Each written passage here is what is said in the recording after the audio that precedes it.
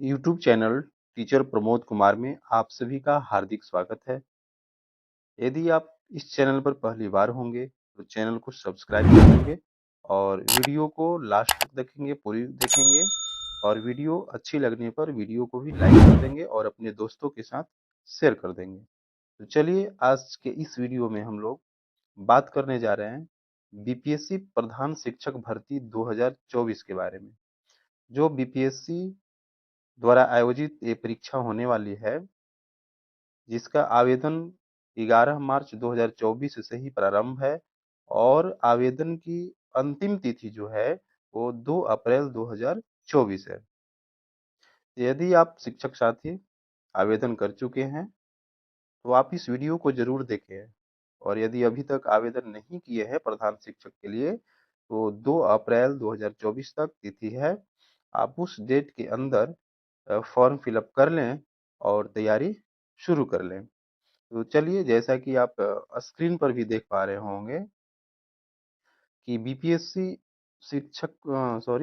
प्रधान शिक्षक भर्ती 2024 और इसका पैटर्न के बारे में थोड़ा सा नेक्स्ट पेज पर भी बता देंगे।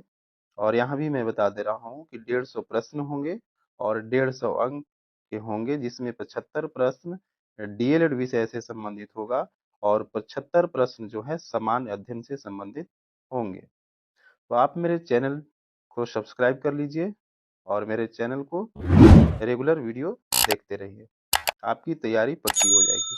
तो जैसा कि आप स्क्रीन पर देख पा रहे होंगे, डीएलएड विषय क्लास 1 यानी ये पहला वीडियो है प्रधान शिक्षक के लिए। और जैसे ही मेरे चैनल को सब्सक्राइब कर लेते हैं, चैनल पर क्लिक करेंगे और प्लेलिस्ट में जाएंगे तो प्लेलिस्ट में वहाँ आपको मिल जाएगा बीपीएससी प्रधान शिक्षक बिहार से रिलेटेड। तो उस उस प्लेलिस्ट में जाकर आप सभी वीडियो को जरूर से जरूर देखें। तो ये जो वीडियो है ये इकाई 1 का, जिसमें टॉपिक 1 रहेंगे और इकाई क्या है, टॉपिक क्या है, वो आगे सभी वीडियो में, इसी वीडियो में आप समझ चुकेंगे। और ये जो टॉपिक का नाम है बच्चे तथा बचपन, सामाजिक सांस्कृतिक तथा ऐतिहासिक समझ। क्योंकि जो डीएलएड विषय रहेंगे वो डीएलएड विषय में 8 इकाई है, यानी इकाई 1 से लेकर इकाई 8 तक और सभी इकाई में 6 या 7 टॉपिक है। तो ये इकाई फर्स्ट का टॉपिक 1 का वीडियो है, जिसमें हम लोगों को पढ़ना है बच्चे तथा बचपन, उनका सामाजिक सांस्कृतिक तथा ऐतिहासिक समझ के बारे में। तो चलिए हम लोग नेक्स्ट पेज से स्टार्ट करते हैं। अब परीक्षा पैटर्न की बात कर लेते हैं। तो जो परीक्षा पैटर्न होगी, इसका चयन प्रक्रिया देख लीजिए, लिखित यानी वस्तुनिष्ठ आधार पर होगा। यानी जो एग्जाम होंगे वो वस्तुनिष्ठ होंगे, ऑब्जेक्टिव क्वेश्चन रहेंगे, मल्टीपल चॉइस क्वेश्चन रहेंगे और परीक्षा की अवधि जो है 2.5 घंटे यानी 150 मिनट होगा और कुल जो है 150 अंक का एग्जाम होगा। प्रश्न पत्र 2 भागों में विभक्त होगी, यानी जो क्वेश्चन बुकलेट मिलेंगे वो 2 पार्ट में रहेंगे और पार्ट 1 में जो है समान अध्ययन से संबंधित प्रश्न होंगे, जिसमें प्रश्नों की संख्या 75 होगी और कुल जो है 75 अंक होंगे। और पार्ट 2 में डीएलएड विषय से संबंधित 75 प्रश्न होंगे जो 75 अंक के होंगे। और जो मार्क्स लाने हैं उसका न्यूनतम अर्हतांक आप देख लीजिए। सामान्य वर्ग यानी जनरल कैटेगरी के लिए 40% यानी 60 अंक लाना है 150 में से। पिछड़ा वर्ग के लिए 36.5% यानी 54.75 अंक लाना है। अत्यंत पिछड़ा वर्ग यानी ईबीसी 34% यानी 51 अंक लाना है और एससी एसटी महिला तथा दिव्यांग के लिए 32% यानी 48 अंक लाना है। तो ये आपका न्यूनतम अर्हतांक रहा। और अब चलते हैं नेक्स्ट पेज पे। तो अब यहाँ पे देख चुके कि जो चयन प्रक्रिया होगी वो लिखित वस्तुनिष्ठ के आधार पर होगा। परीक्षा की अवधि 2.5 घंटे यानी 150 मिनट होगा और कुल 150 अंक का होगा। प्रश्न पत्र 2 भागों में विभक्त होगी। भाग 1 समान अध्ययन, जिसमें प्रश्नों की संख्या 75 और कुल 75 अंक के होंगे। भाग 2 में डीएलएड विषय से प्रश्नों की संख्या 75 होगी और कुल अंक 75 होगा। और यहाँ न्यूनतम अर्हतांक देख पा रहे होंगे, समान वर्ग के लिए 60 अंक लाना है। पिछड़ा वर्ग के लिए 54.75 अंक लाना है, अत्यंत पिछड़ा वर्ग के लिए 51 अंक लाना है, और एससी एसटी महिला तथा दिव्यांग के लिए 48 अंक लाना है। तो जैसा कि हम लोग प्रीवियस पेज पर हम लोग देखें कि जो क्वेश्चन बुकलेट होगा वो 2 पार्ट में होगा, पार्ट 1 और पार्ट 2। तो पार्ट 1 में जो है वो सामान्य अध्ययन होंगे, जिसमें प्राथमिक गणित एवं मानसिक योग्यता से 25 प्रश्न जो 25 अंक का होगा, राष्ट्रीय एवं अंतर्राष्ट्रीय घटनाक्रम से 10 प्रश्न यानी 10 अंक होंगे, सामान्य विज्ञान 10 प्रश्न 10 अंक का, भारतीय राष्ट्रीय आंदोलन से संबंधित 10 प्रश्न जो 10 अंक का होगा, भूगोल से 10 प्रश्न जो 10 अंक का होगा, और भारतीय राजनीति यानी पॉलिटी से 10 प्रश्न जो 10 अंक का होगा। तो आप यहाँ देख पा रहे होंगे 25, 10 35, 10 45, 10 55, 10 65 और 10 75 यानी 75 अंक का समान अध्ययन होंगे, और 75 अंक के डीएलएड विषय से संबंधित होंगे। तो उसको नेक्स्ट पेज से देख लेते हैं। अब जैसा कि आप प्रीवियस पेज पे देखें कि पार्ट 1 में सामान्य अध्ययन से संबंधित 75 प्रश्न रहेंगे जो 75 अंक का रहेगा, और पार्ट 2 में जो है वो डीएलएड विषय से संबंधित 75 प्रश्न होंगे जिनका पूर्णांक जो है 75 अंक का होगा, और इसमें हम लोगों को 8 इकाई पढ़ना है, इकाई 1 से इकाई 8 तक। सभी इकाइयों को हम लोग इस चैनल पर देखेंगे, तो आप चैनल को जरूर से जरूर सब्सक्राइब कर लेंगे, और प्लेलिस्ट में जाएंगे बीपीएससी प्रधान शिक्षक बिहार, तो वहाँ आपको सभी वीडियो मिल जाएंगे। तो आप चैनल को जरूर विजिट कीजिए और सभी वीडियो को रेगुलर देखते जाइए, और फॉर्म यदि अभी तक नहीं फिलअप किए हैं तो 2 अप्रैल 2024 तक अंतिम तिथि है। आप फॉर्म सभी शिक्षक साथी अवश्य भर लें। आप जैसा कि स्क्रीन पर देख रहे होंगे इकाई 1 में हमें क्या क्या पढ़ना है। तो इकाई 1 में आप देख रहे होंगे इतना टॉपिक पढ़ना है, 1 2 3 4 5 6 7। तो इकाई 1 में 7 टॉपिक पढ़ना है। इसी तरह से इकाई 8 तक सभी इकाई में 6 या 7 टॉपिक आपको मिलेंगे। अब मन में एक बात जरूर चल रही होगी कि मेघा सूची इसकी कैसे बनेगी। तो मेघा सूची के बारे में आप यहाँ पर स्क्रीन पर देख पा रहे होंगे कि लिखित परीक्षा के कुल प्राप्तांक भाग 1 एवं भाग 2, जिसमें भाग 1 में समान अध्ययन एवं भाग 2 में डीएलएड विषय से संबंधित होंगे, के आधार पर आयोग सफल अभ्यर्थियों की औपबंधिक मेघा सूची तैयार करेगा। लिखित परीक्षा यानी वस्तुनिष्ठ के कुल प्राप्तांक समान होने की स्थिति में डीएलएड विषय यानी भाग 2 के प्राप्तांक के अनुसार मेघा क्रम निर्धारित होगा। यानी भाग एवं भाग 2 के ओवरऑल जो रिजल्ट आएंगे, यदि उसमें किसी भी अभ्यर्थी का समान अंक आ जाएगा तो उस स्थिति में डीएलएड विषय के यानी भाग 2 के प्राप्तांक के अनुसार ही मेघा सूची का निर्धारण होगा। डीएलएड भाग 2 विषय में भी प्राप्तांक समान होने की स्थिति में उम्र तथा उम्र में समानता होने पर देवनागरी लिपि में वर्णमाला के अनुसार वाले उम्मीदवार की वरीयता दी जाएगी। यानी समान अंक होने पर डीएलएड विषय के प्राप्तांक को देखे जाएंगे। अगर वो भी समान होंगे तो डेट ऑफ बर्थ को देखा जाएगा, और डेट ऑफ बर्थ भी समान होगा तो देवनागरी लिपि में वर्णमाला के अनुसार जो आपका नाम रहेगा उसके अकॉर्डिंग मेघा सूची तैयार की जाएगी।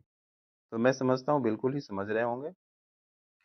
तो इस वीडियो में हम लोग जो प्रश्न पत्र 2 पार्ट में बनेंगे, समान अध्ययन और डीएलएड विषय, तो इस वीडियो में हम लोग डीएलएड विषय से संबंधित बातें करेंगे, और नेक्स्ट इसके बाद जो वीडियो रहेगा वो पार्ट 1 का रहेगा यानी समान अध्ययन का, जिसमें 75 प्रश्न 75 अंक के होंगे।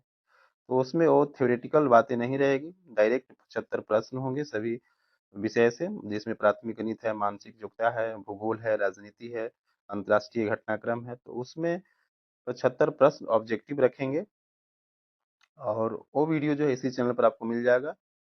लेकिन हम लोग जो भाग 2 पढ़ेंगे यानी डीएलएड विषय से संबंधित जो प्रश्न रहेंगे, तो इसमें आपको थ्योरी जानना बहुत जरूरी है।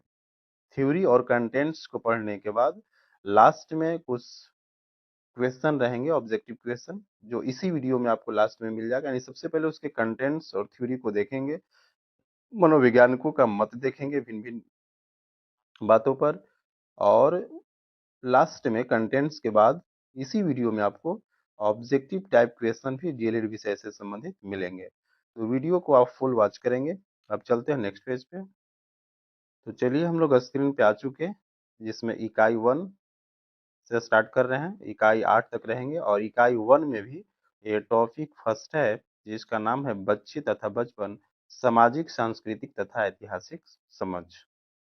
तो सबसे पहले हम लोग इसमें जानेंगे बचपन की अवधारणा के बारे में।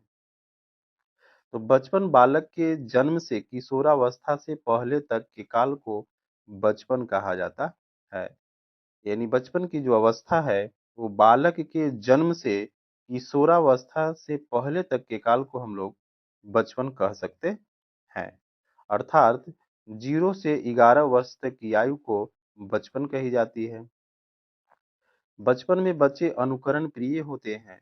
वे जैसा देखते हैं, सुनते हैं, वैसा ही करने के लिए प्रयासरत हो जाते हैं। बचपन में बच्चों के व्यक्तित्व का विकास अत्यंत तीव्र गति से होता है। यानी बचपन में जो है बच्चे बहुत ही अनुकरण प्रिय हो जाते हैं।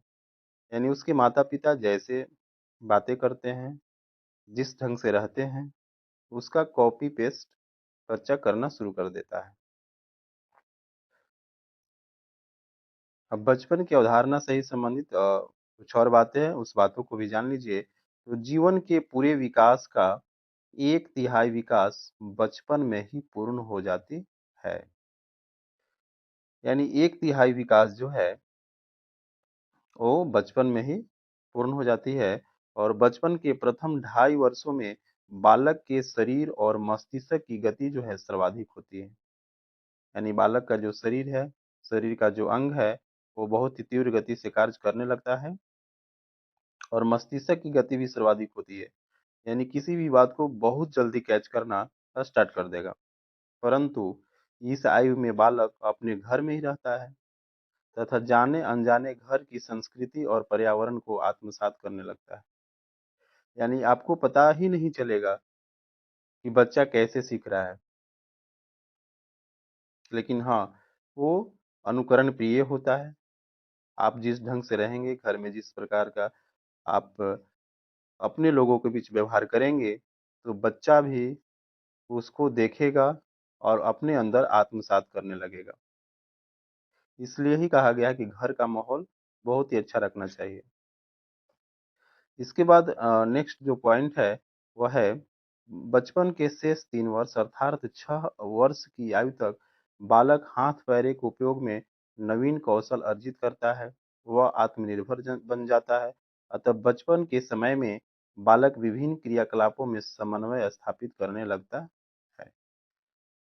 यानी जब 6 वर्ष की आयु का जब बच्चा हो जाएगा तो अपना हाथ पैर का फ्रीली यूज करने लगेगा। वो खुद से खाना भी खा सकता है, पानी भी पी सकता है और सभी क्रियाकलाप जो है वो करना स्टार्ट कर देता है। अतः हम कह सकते हैं कि बचपन की अवस्था वैसी अवस्था होती है जिसमें बालक को न वर्तमान की फिक्र होती है, न भूतकाल की परवाह होती है और न भविष्य की चिंता होती है। इसलिए कोल एवं ब्रूस, यानी ये जो दो मनोवैज्ञानिक हैं कोल एवं ब्रूस ने इसे जीवन का अनोखा काल कहा है। यहाँ से ऑब्जेक्टिव क्वेश्चन भी बन सकता है कि बचपन के अनोखा काल को किसने कहा है, किस मनोवैज्ञानिक का कथन है। तो आप ध्यान में रखेंगे कि कोल एवं ब्रूस। चलिए स्क्रीन पर आप देख पा रहे होंगे कि बचपन की विभिन्न अवस्थाएं। अब बचपन की जितनी भी अवस्थाएं हैं वो सभी अवस्थाएं के बारे में हम लोग जानेंगे।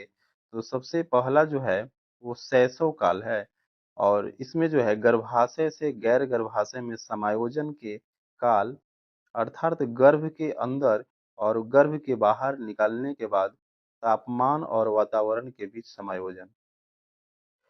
यानी गर्भाशय से अगर बाहर वो निकलता है तो इस दरमियान जो है तापमान और वातावरण के बीच समायोजन कर देता है।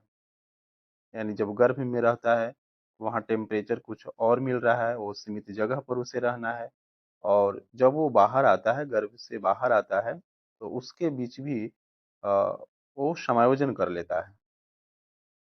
इसके बाद आप नेक्स्ट देख पा रहे होंगे शैशवावस्था जो 0 से 2 वर्ष तक मानी गई है। इस अवस्था में बालक का स्वतंत्र रूप से सांस लेना, दूध पीना, निगलना और अपशिष्ट को बाहर करना ही प्रमुख कार्य है। यानी शैशवावस्था का जो काल है वो 0 से 2 वर्ष तक की है।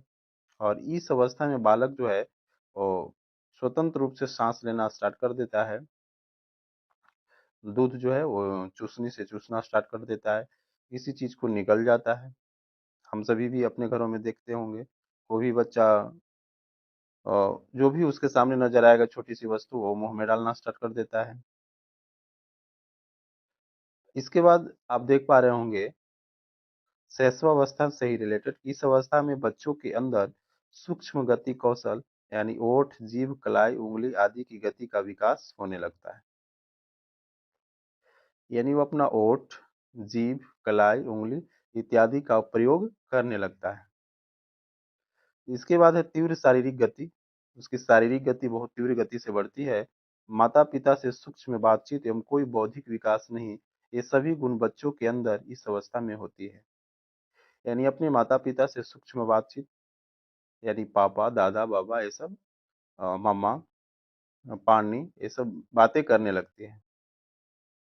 तो ये सभी गुण बच्चों के अंदर इस अवस्था में आ जाती है। अब स्क्रीन पर देख पा रहे होंगे नेक्स्ट जो अवस्था है वो पूर्व बाल्यावस्था की है, जिसे 2 से 6 वर्ष तक की मानी गई है। इस अवस्था में बच्चों के लिए खेलने एवं नवीन खोज की आयु होती है। यानी इस अवस्था में बच्चा जो है खेलना स्टार्ट कर देता है और कुछ नवीन खोज करने लगता है। यानी कोई भी खिलौना आएगा उसके सामने तो उस खिलौना को वो पार्ट बाय पार्ट खोलने का प्रयास करेगा, ये किस प्रकार का काम करता है।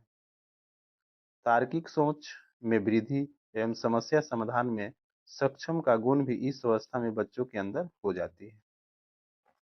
यानी वो किसी भी मैटर पर तर्क करने लगेगा।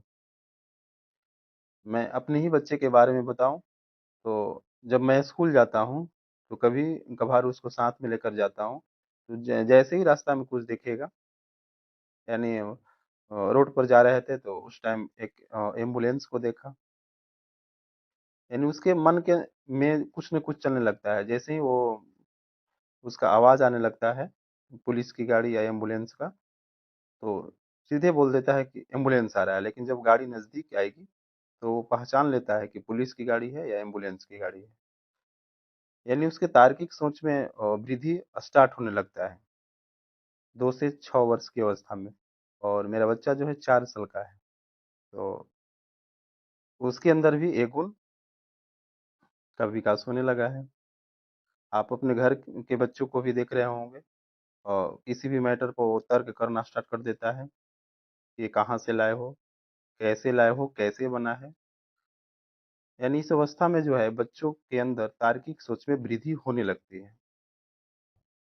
इसके बाद नेक्स्ट देख पा रहे होंगे कि इस अवस्था में बच्चे जो है पूर्व प्राथमिक कक्षा में प्रवेश कर जाते हैं। यानी इस अवस्था में बच्चे जो है आंगनबाड़ी केंद्र में वो नामांकन उनका किया जा सकता है।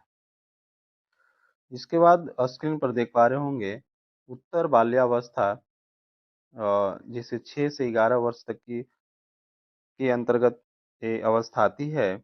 और इस अवस्था में बच्चों के अंदर दोस्तों से बातचीत, पड़ोसी से अंतःक्रिया एवं सोचने की बेहतर क्षमता का विकास का गुण हो जाती है।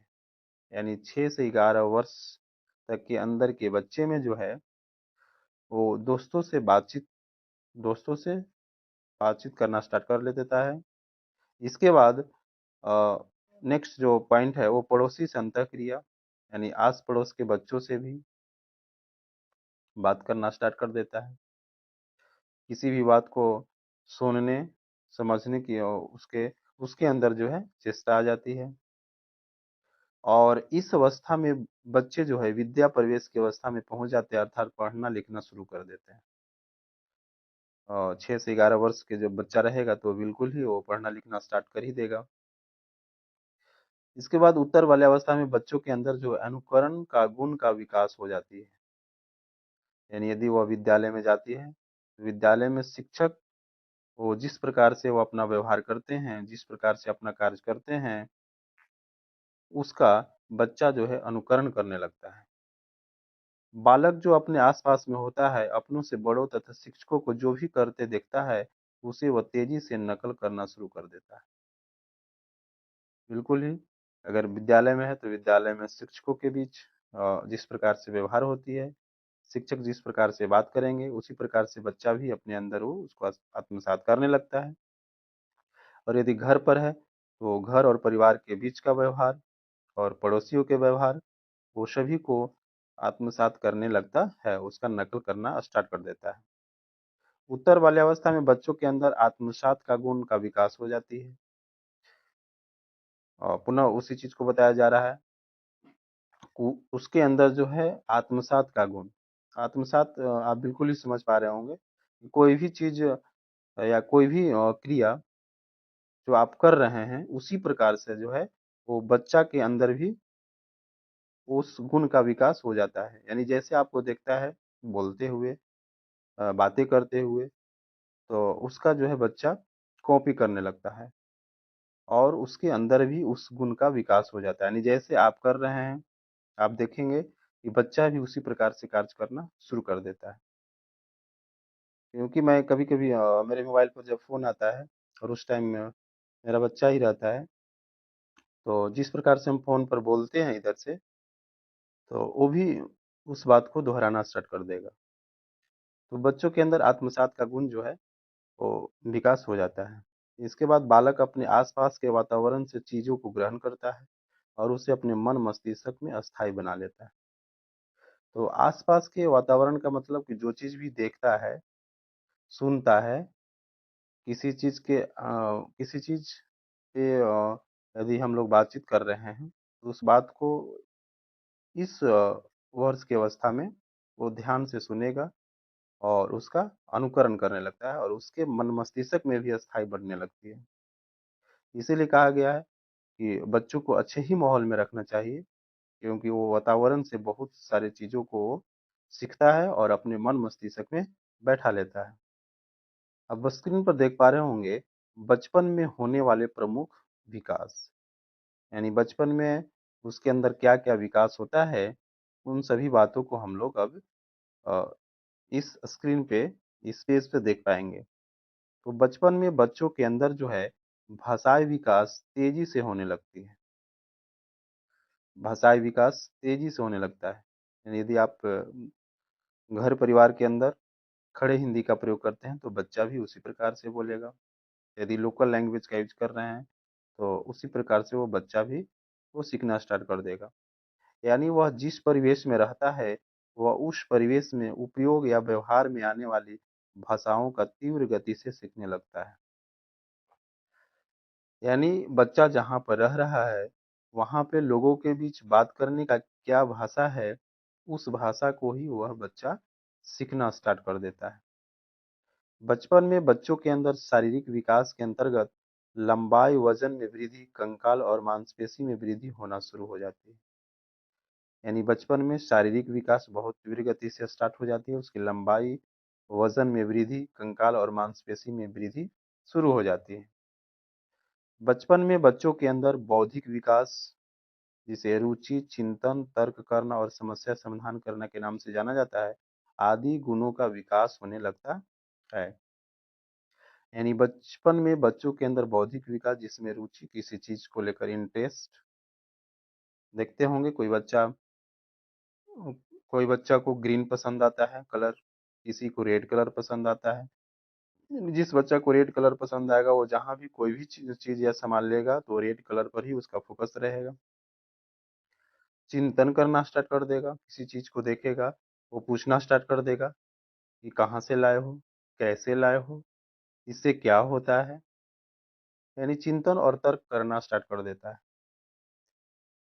और समस्या समाधान करने का भी उसमें गुण हो जाता है।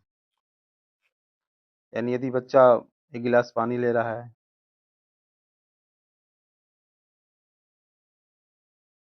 यदि वह पानी गिर जाता है, फिर दोबारा लाएगा, दोबारा लाने का प्रयास करेगा। यदि पुनः वो गिर जाता है तो तीसरी बार वो अच्छे ढंग से लाएगा ताकि वो पानी नहीं गिरे।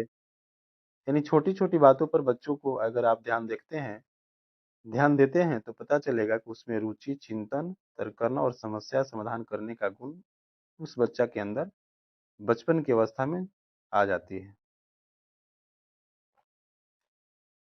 बचपन में बच्चों के अंदर भावात्मक विकास यानी भावों को समझकर अभिव्यक्त करना गुणों का विकास हो जाता है। भावात्मक विकास जरूर हो जाता है। यदि आप बच्चा को डांट रहे हैं तो उस टाइम उसको देखेंगे आप तो डरा सहमा हुआ रहेगा। लेकिन यदि यदि आप उसके साथ प्यार भरी बातें करेंगे तो आपसे अट्रैक्टिव ज्यादा हो जाएगा।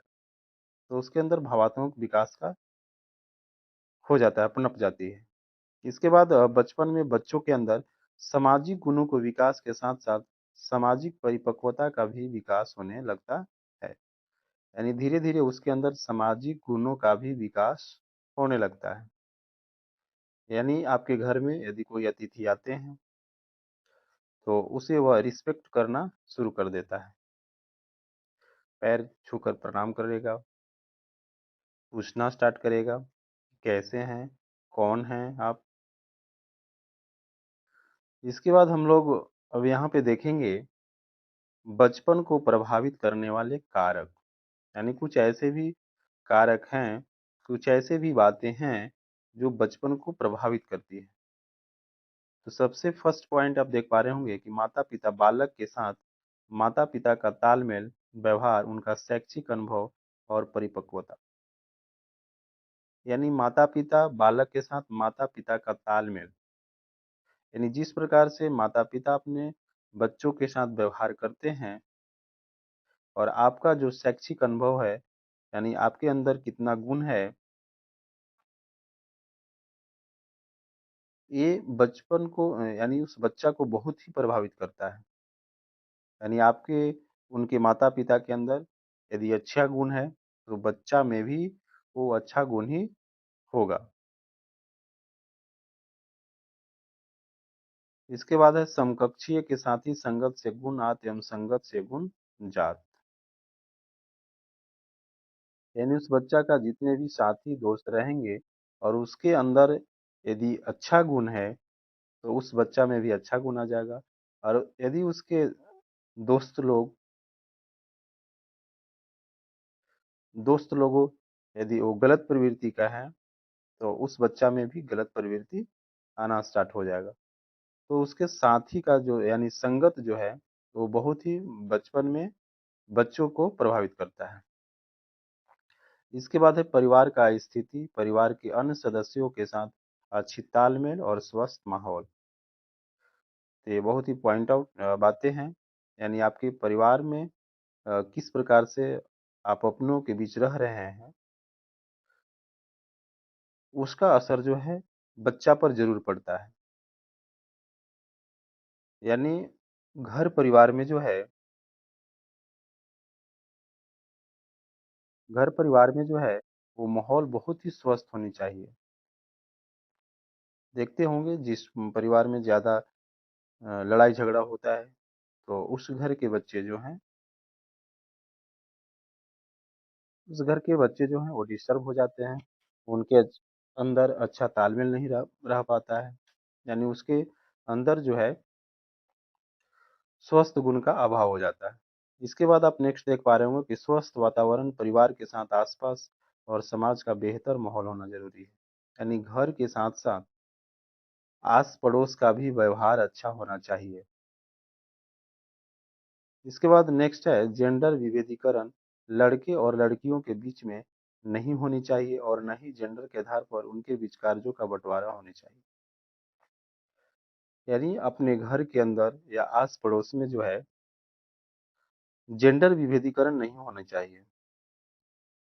क्योंकि जब जेंडर डिस्क्रिमिनेशन की बातों को आप अपने अंदर रखेंगे तो बच्चा में हो सकता है हीन भावना हो जाएगी।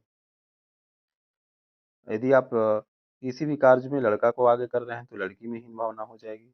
यदि किसी कार्य में या मार्केट जाने की ही बात होगी, यदि सिर्फ लड़का को लेकर जा रहे हैं तो लड़की में हीन भावना आ जाएगी। यदि सिर्फ अपनी बच्ची को लेकर जा रहे हैं तो यदि आपके घर में दूसरा बच्चा है तो उस बच्चा के अंदर जो है हीन भावना हो जाएगी। तो इन सभी बातें जो है वो बचपन को बहुत ही प्रभावित करता है। इस वीडियो में बने रहने के लिए आप सभी को बहुत बहुत धन्यवाद। लेकिन वीडियो को अंत तक देखेंगे, क्योंकि जैसे ही कंटेंट्स खत्म होगा तो इन सभी कंटेंट्स से रिलेटेड जो है ऑब्जेक्टिव यानी मल्टीपल चॉइस क्वेश्चन इसी वीडियो में आपको लास्ट में मिलेगा। तो आप वीडियो छोड़कर नहीं जाएं, आप बने रहें और अंत तक उन सभी क्वेश्चन को भी आप जरूर से जरूर देखें। इसके बाद नेक्स्ट पॉइंट है बच्चों को दिए जाने वाले भोजन यानी पोषण। तो बच्चों को जो दिए जाने वाले भोजन होते हैं, ये भोजन भी वो बच्चों को प्रभावित करते हैं। जैसे ऊर्जा देने वाले खाद्य पदार्थ जैसे साबुत अनाज, फल और सब्जी। यानी बच्चा को जो है ऊर्जा देने वाले खाद्य पदार्थ जरूर खिलानी चाहिए, तभी वो बच्चा स्वस्थ होगी। क्योंकि हम सभी जानते हैं कि स्वस्थ शरीर में ही स्वस्थ मन मस्तिष्क का वास होता है। इसके बाद शरीर निर्माण वाले खाद्य पदार्थ, प्रोटीन युक्त भोजन जैसे मांस, मछली, अंडा, डेयरी उत्पाद व नट्स। इन सभी भोजन को भी बच्चा को जरूर देनी चाहिए। इसके बाद है सुरक्षात्मक खाद्य पदार्थ, विटामिन एवं खनिज। अ, बच्चा को विटामिन एवं खनिज पदार्थ भी बच्चा को देना चाहिए, जो उसे बीमारी से लड़ने की क्षमता वो प्रदान करती है।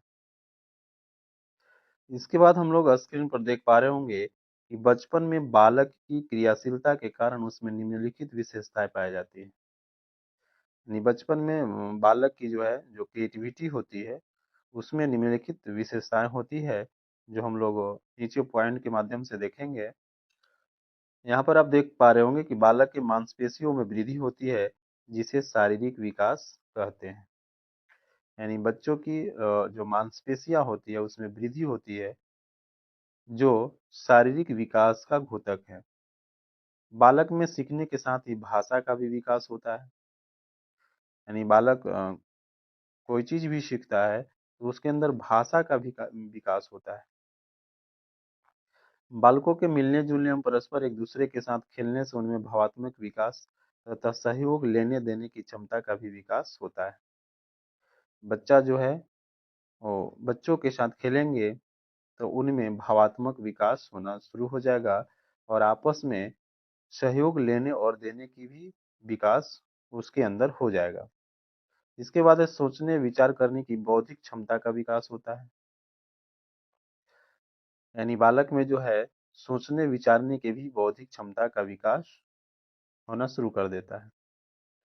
बचपन में बालक जो है जिन संस्कारों को ग्रहण कर लेता है वे अस्थायी हो जाते हैं।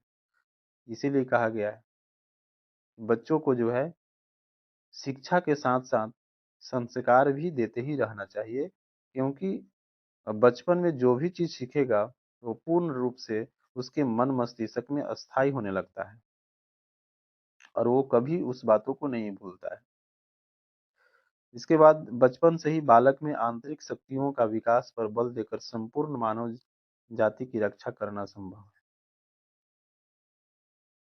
यानी बचपन से ही बालक में उस तरह की माहौल में रखिए, उस तरह से उसके संस्कार में रखिए, ताकि वो आगे चलकर जो है वो संपूर्ण मानव जाति की रक्षा कर सके। उसके अंदर जो है वो पॉजिटिव क्रिएटिविटी का गुण उसके अंदर हो जाए, क्योंकि बचपन में बालक के अंदर जो भी गुण का विकास होता है वो जीवन पर्यंत रहता है। अब हम लोग स्क्रीन पर देख पा रहे होंगे सामाजिक समझ। तो अभी तक हम लोग बच्चे और बचपन के बारे में देखे।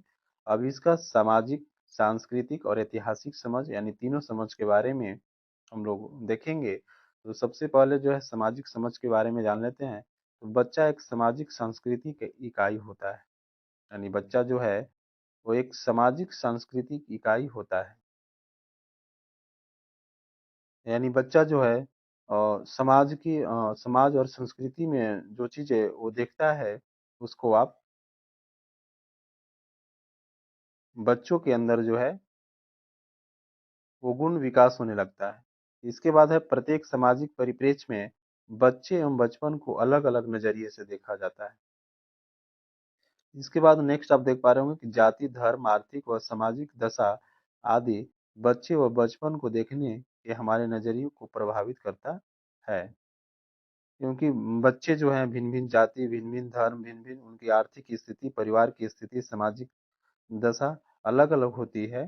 तो ये सब जो है बच्चों को भी प्रभावित करता है।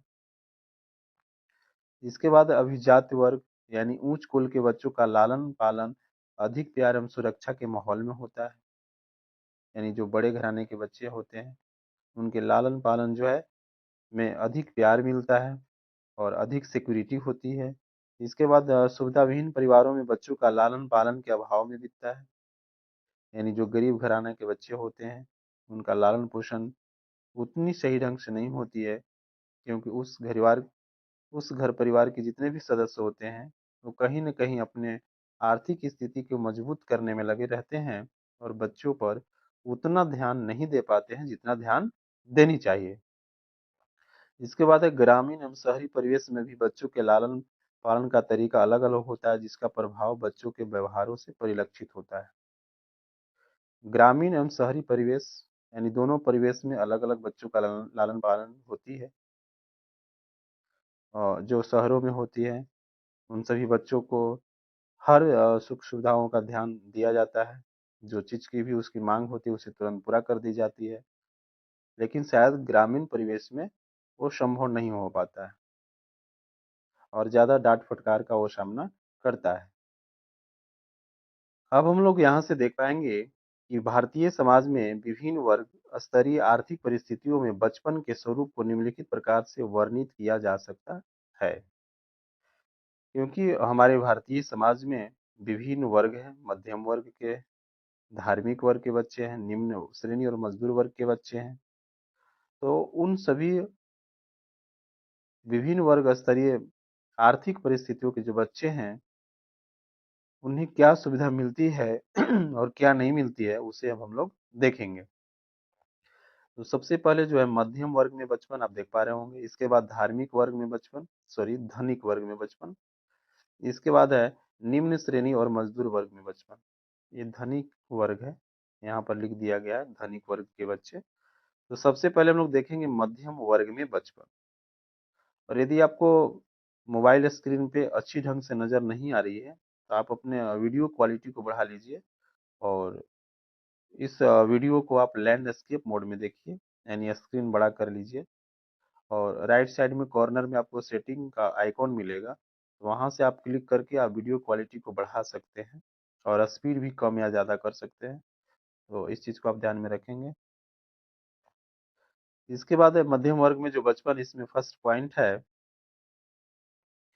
ग्रामीण परिवेश में जो मध्यम वर्गीय है, वे धन कमाने की लालसा में शहर में आकर बस गए। क्योंकि ग्रामीण परिवेश में जो मध्यम वर्गीय है, तो अपने आर्थिक स्थिति को मजबूत करने के लिए वो शहर में आकर बस गए। पूर्व से ही आबादी वाले शहरों में जनसंख्या के दबाव से सुविधाओं का अभाव होने लगा। यानी उस शहर में वो पहले से ही आबादी थी और वहाँ पे वो कहीं ग्रामीण परिवेश से कुछ लोग आकर वहाँ पर और बस गए, तो जनसंख्या बढ़ गई, तो सुविधाओं का अभाव होने लगी। यानी मान कर ही चलिए कि 1000 जनसंख्या पर, यानी बच्चों की बात नहीं करें, ओवरऑल जनसंख्या 1000 है और वहाँ पर एक प्राइमरी स्कूल है और वहाँ पे 1000 लोग और आ गए जो ग्रामीण परिवेश से थे, तो विद्यालय जो है कम पड़ गया। शिक्षकों की संख्या वही है, बिल्डिंग की भी संख्या, सॉरी रूम की भी संख्या वही है और वहाँ पे जनसंख्या का दबाव बढ़ गया, तो सुविधा का तो अभाव बिल्कुल ही होने लगेगा। इसके बाद है बालक बालिकाओं के विकास पर समुचित ध्यान देने के लिए पूर्व प्राथमिक विद्यालय की स्थापना परम आवश्यक होने लगी, जिसे मैंने बताया। इस समस्या के समाधान हेतु गांवों और शहरों में शिशु शालाओं का विकास हुआ, परंतु पर्याप्त भूमि एवं साधन सुविधाओं के अभाव में बचपन का वास्तविक विकास नहीं हो पा रहा है। मान लीजिए कि व्यवस्था करेंगे, तो व्यवस्था करते करते तो कुछ टाइम बीत जाएगा, तो इस प्रकार से इन सभी विकास उसके अंदर नहीं हो पा रहा है। अब हम लोग बात करेंगे धनिक वर्ग में बचपन। तो बड़े बड़े उद्योगपतियों एवं धनिक वर्गों के घरों में खेल एवं साधनों की प्रचुरता तो रहती है, देखभाल के लिए नौकर भी होते हैं, किंतु मर्यादित कुटुंब होने के कारण बालक बालिकाओं के खेलने के लिए समवयस्क संगी साथी नहीं मिलते। यानी बड़े-बड़े उद्योगपतियों एवं धनिक वर्गों के घरों के जो बच्चे होते हैं, खेल साधन तो बहुत ही होता है और देखभाल के लिए सिक्योरिटी भी होती है, लेकिन उसके समवयस्क संगी साथी नहीं मिलती है, क्योंकि उसपे बहुत ही निगरानी होती है कि बाहर नहीं जाना है, इसके साथ नहीं जाना है, उसके साथ नहीं जाना है, तो उसको समवयस्क संगी साथी नहीं मिलता है। इसके बाद है माता-पिता अपने कारोबार, राग-रंग में व्यस्त रहते हैं, फलस्वरूप उनके बच्चों की स्नेहपूर्ण संसर्ग नहीं मिलता है। क्योंकि धनिक वर्ग में जो गार्जियन लोग होते हैं, तो अपने कारोबार, अपने बिज़नेस, अपने नौकरी में व्यस्त रहते हैं, तो उस बच्चा को स्नेहपूर्ण और स्नेह नहीं मिलता है। धनवानों को अपनी प्रतिष्ठा की चिंता होती है, इसलिए वे समान समवयस्कों से नहीं मिल पाते हैं। अब उसके अंदर प्रतिष्ठा की भावना होती है, हम तो बड़े आदमी हैं और उस मध्यम वर्गीय परिवार के बच्चों के साथ अपने बच्चों को क्यों हम जाने दें, खेलने दें। तो इस समस्या के समाधान हेतु विशेष नर्सरी स्कूल प्रारंभ हो गए हैं। इनमें उन बालकों के व्यक्तित्व का विकास भी विशेष प्रकार से होता है। अब धनिक वर्ग के जो बच्चे हैं, वो मध्यम वर्ग के परिवार के बच्चों के साथ जाना नहीं देना चाहते हैं और अपने कारोबार में, अपने बिज़नेस में, अपनी नौकरी में व्यस्त रहते हैं, तो ये किसी न किसी हॉस्टल में दे देते हैं, जहाँ पे उसका लालन-पालन और सभी गुणों का विकास जो है उसी के अंदर होती है। इसके बाद हम लोग निम्न श्रेणी और मजदूर वर्ग में बचपन के बारे में जानते हैं। मजदूर वर्ग की बस्तियों में माता-पिता दोनों ही काम पर जाते हैं। घर पर रहने वाले बालक-बालिकाओं को न खेलने की सुविधा होती है, न ही उनकी देखभाल करने वाला होता है। यानी जो निम्न श्रेणी और मजदूर वर्ग में जो बचपन होती है, उस बच्चों को माता-पिता का ज़्यादा देखभाल नहीं मिलती है, यानी उन पे उतनी निगरानी नहीं होती है, क्योंकि माता-पिता दोनों ही अपने पेट के लिए, अपने आर्थिक स्थिति को मजबूत करने के लिए कहीं न कहीं वो काम करने जाते हैं, काम पर जाते हैं और बच्चा जो है घर पर अकेले रहता है, उसके पास खेलने की ना कोई सुविधा होती है। वे इधर-उधर बेकार घूमते रहते हैं, भूख-प्यास का उन्हें कोई आभास नहीं होता है, उनके व्यक्तित्व विकास का प्रश्न जो है नगण्य रहता है। यानी माता-पिता उसके घर से बाहर जाते हैं, दिन भर वो बच्चा अकेले रहता है और कब खाना है, कब नहीं खाना है, भूख-प्यास किसी चीज़ का आभास नहीं होता है। इन बालकों को कुछ आश्रय देने की दृष्टि से तथा उपद्रव से बचाने की दृष्टि से मजदूर बस्तियों में, बाल गृहों में बस्ती के बालकों के लालन-पालन, खेल-कूद और अल्पाहार की व्यवस्था होती है, परंतु अभी बाल विकास हेतु बहुत सुधार आवश्यक है। यानी बाल विकास के लिए बहुत से सरकारों ने उनके झुग्गी बस्तियों में बहुत सारी व्यवस्था देने का प्रयास कर रही है, लेकिन अभी वो पर्याप्त नहीं है।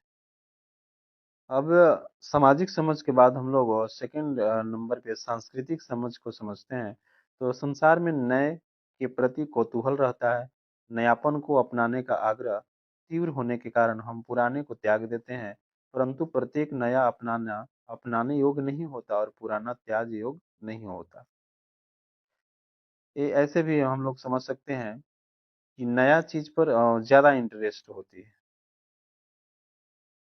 यदि घर में कोई 2 वस्तु लाइए, एक नया हो, एक पुराना हो, तो नया को लाइक ज़्यादा लोग करना स्टार्ट कर देता है। इसको समझने के लिए आधुनिकीकरण एवं संस्कृति को सहारा लेते हैं। आधुनिकीकरण से पुरानी आस्थाओं एवं मान्यताओं से लोगों का विश्वास हो जाता है तथा नवीन मान्यताओं को ग्रहण करते हैं। ऐसा करने में सांस्कृतिक आस्थाएं जो शाश्वत मूल्यों पर आधारित होती है एवं परंपरागत होती है, उनके सांस्कृतिक दृष्टि से पिछड़ने का हमेशा भय बना रहता है। अब जब संस्कृति की समझ पढ़ रहे हैं, तो संस्कृति का अर्थ जानना भी बहुत जरूरी है, यानी मीनिंग ऑफ कल्चर। जीवन शैली के स्वरूप को प्रस्तुत करने का कार्य संस्कृति है। संस्कृति शब्द की व्युत्पत्ति सम उपसर्ग क्रिया धातु स्थिन प्रत्यय से हुई है। यानी आपका जीवन शैली का क्या स्वरूप है, क्या उसका रूप है और उसके प्रस्तुति करने का कार्य ही संस्कृति है। इसमें जीवन के सभी पक्षों का समन्वय है। संस्कृति का समन्वय मनुष्य की समस्त जीवन शैली से होता है। यानी मनुष्य के अंदर जीवन शैली यानी उसका अपना लाइफ स्टाइल होती है, उसे ही हम लोग संस्कृति कहते हैं। सभ्यता जो है संस्कृति का भौतिक पक्ष है। भौतिक तथा अभौतिक संस्कृति को क्रमशः सभ्यता तथा संस्कृति कहा जाता है। यानी जो भौतिक होती है वो फिजिकल जो होती है वो सभ्यता, और जो अभौतिक होती है उसे संस्कृति के नाम से जाने जाते हैं। संस्कृति मानव द्वारा निर्मित भौतिक एवं अभौतिक तत्वों का संग्रह होती है। अब हम लोग इस पेज पर भौतिक संस्कृति और अभौतिक संस्कृति को विस्तार से देख लेते हैं। तो जो संस्कृति का प्रकार होता है यानी टाइप्स ऑफ जो कल्चर होती है वो दो प्रकार की होती है, भौतिक संस्कृति एवं सूक्ष्म या अभौतिक संस्कृति। यानी एक भौतिक संस्कृति और दूसरा सूक्ष्म या अभौतिक संस्कृति के भी नाम से जाना जाता है। तो भौतिक संस्कृति क्या है, फिजिकल कल्चर क्या है? यह वह संस्कृति होती है जो हमें भौतिक रूप में स्पष्ट दिखाई देती है, जैसे में वस्त्र, भोजन तथा बर्तन, घड़ी, पेन, पंखा, मोटर, मशीन, औजार, वाद्य यंत्र, रोल, जहाज, वायुयान, टेलीफोन आदि सभी भौतिक संस्कृति में गिने जाते हैं। और जो सूक्ष्म या अभौतिक संस्कृति होती है यानी जिसे माइक्रो और अनफिजिकल कल्चर के नाम से भी जाना जाता है, वो धार्मिक, दार्शनिक, विश्वास, विचार तथा मूल्य आदि सूक्ष्म या अभौतिक संस्कृति कहलाते हैं। तो आप भौतिक संस्कृति और सूक्ष्म या अभौतिक संस्कृति को भी आप अच्छी तरह से समझ गए होंगे। अब हम लोग बचपन के विकासात्मक चरण के बारे में यहाँ से जानेंगे। ये उसके जो विकास का जो अलग अलग चरण है वो किस प्रकार का होती है। तो सबसे पहला है प्रारंभिक बचपन, जिसे अर्ली चाइल्डहुड के नाम से भी जाना जाता है। तो शैशवावस्था के बाद प्रारंभिक बचपन आता है और बच्चे लड़खड़ाते हुए चलने लगते हैं। बच्चा बोलना और स्वतंत्र रूप से कदम बढ़ाने लगता है। यानी जो शैशवावस्था होता है, तो शैशवावस्था के बाद जो है प्रारंभिक बचपन आती है, और इस अवस्था में बच्चे जो है लड़खड़ाते हुए चलने लगते हैं। बच्चा बढ़ने की कोशिश करेगा, गिरने लगेगा, फिर चलना स्टार्ट कर देगा, और बच्चा बोलने का भी प्रयास स्टार्ट कर देता है। शैशवावस्था के 3 वर्ष की उम्र समाप्त होते ही बच्चा बुनियादी जरूरतों के लिए अपने माता पिता पर कम निर्भर रहने लगता है। प्रारंभिक बचपन की अवधि जन्म से 7 वर्ष की उम्र तक होती है। यानी जैसे ही शैशवावस्था का 3 वर्ष बीत जाता है, तो 3 वर्ष के बाद के बच्चा उसको यदि प्यास लगेगा तो या तो वह पानी मांगेगी या मांगेगा, और नहीं तो अगर यदि वो सक्षम हो तो पानी खुद से भी लेना स्टार्ट कर देता है। इसके बाद नेक्स्ट है मध्य बचपन, जिसे मिडिल चाइल्डहुड के नाम से जाना जाता है। तो मध्य बचपन लगभग 7 या 8 वर्ष की उम्र से शुरू होता है, जो अनुमानतः प्राथमिक स्कूल की उम्र है, और लगभग यौवन काल पर समाप्त होता है, जो किशोरावस्था की शुरुआत है। यानी मध्य बचपन जो है वो लगभग 7 या 8 वर्ष की उम्र से शुरू होती है, और अ, जहाँ से किशोरावस्था की शुरुआत होती है वहां तक के बच्चे मध्य बचपन के अंतर्गत आते हैं।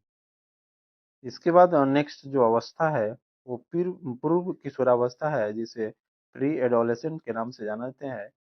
इस अवस्था का कुछ भाग उत्तर बाल्यावस्था और कुछ भाग किशोरावस्था में पड़ता है। यानी पूर्व किशोरावस्था प्री एडोलेसेंस का ये जो अवस्था होती है, ये कुछ भाग उत्तर बाल्यावस्था और कुछ भाग किशोरावस्था में पड़ता है। लड़कियों में यह अवस्था 11 से 15 वर्ष तथा लड़कों में 12 से 17 वर्ष तक रहती है। यानी लड़कियों के अंदर जो है यह अवस्था 11 से 15 वर्ष एवं लड़कों में 12 से 17 वर्ष के बीच रहती है। इस अवस्था में मुख्यतः यौन अंगों का विकास होता है। इस अवस्था में बालक अक्सर अपना सामाजिक और संवेगात्मक नियंत्रण खो देता है। यानी इस उम्र के बच्चों पर नियंत्रण करना बहुत ही जरूरी होता है। उनके जीवन में भावात्मक और ज्ञानात्मक बदलाव भी तेजी से शुरू हो जाते हैं। उनके जीवन में अस्थिरता, कौतूहल तथा नकारात्मक प्रवृत्तियां बढ़ती है। इस अवस्था में बच्चे स्वयं के बारे में सोचना शुरू कर देते हैं। यानी जो लड़की जो 11 से 15 वर्ष के बीच की अवस्था के होते हैं, उम्र के होते हैं, और लड़का जो 12 से 17 वर्ष के बच्चे होते हैं, तो इस उम्र में यौन अंगों का विकास हो जाता है। उनके अंदर भावात्मक और ज्ञानात्मक बदलाव बहुत ही तेजी से होता है और उनके जीवन में अस्थिरता होती है। उसके अंदर लगता है कि हम ये कर सकते हैं, वो कर सकते हैं, मतलब बहुत सारे सपना को देखना स्टार्ट कर देता है। और इस उम्र में बहुत सारे नकारात्मक प्रवृत्तियां भी बढ़ती है। तो इस उम्र के बच्चों पर माता पिता को ध्यान रखना बहुत ही जरूरी हो जाता है। अब हम लोग स्क्रीन पर देख पा रहे होंगे समाजीकरण, जिसे सिविलाइजेशन के नाम से भी जाना जाता है। तो अब हम लोग समझेंगे कि समाजीकरण क्या है। तो वह प्रक्रिया है जो शैशवावस्था से शुरू होती है, जिससे हम जीवन भर ज्ञान, मानदंडों, अधिकार, आदतों और आदर्शों को सीखने की प्रक्रिया है। लोग इन सभी अनुभवों को सीखते हैं ताकि उनकी सभ्यता और संस्कृति को जीवित रखा जा सके। यानी समाजीकरण वह जो प्रक्रिया है जो शैशवावस्था से शुरू होती है और हम जीवन भर उसे, जो ज्ञान है, मानदंड है, अधिकार है, आदत है और आदर्श है, ये सब सीखने की प्रक्रिया है। यानी जीवन पर्यंत समाज में रहकर हम कुछ न कुछ सीखते हैं और अपनी सभ्यता और संस्कृति को जीवित रखते हैं।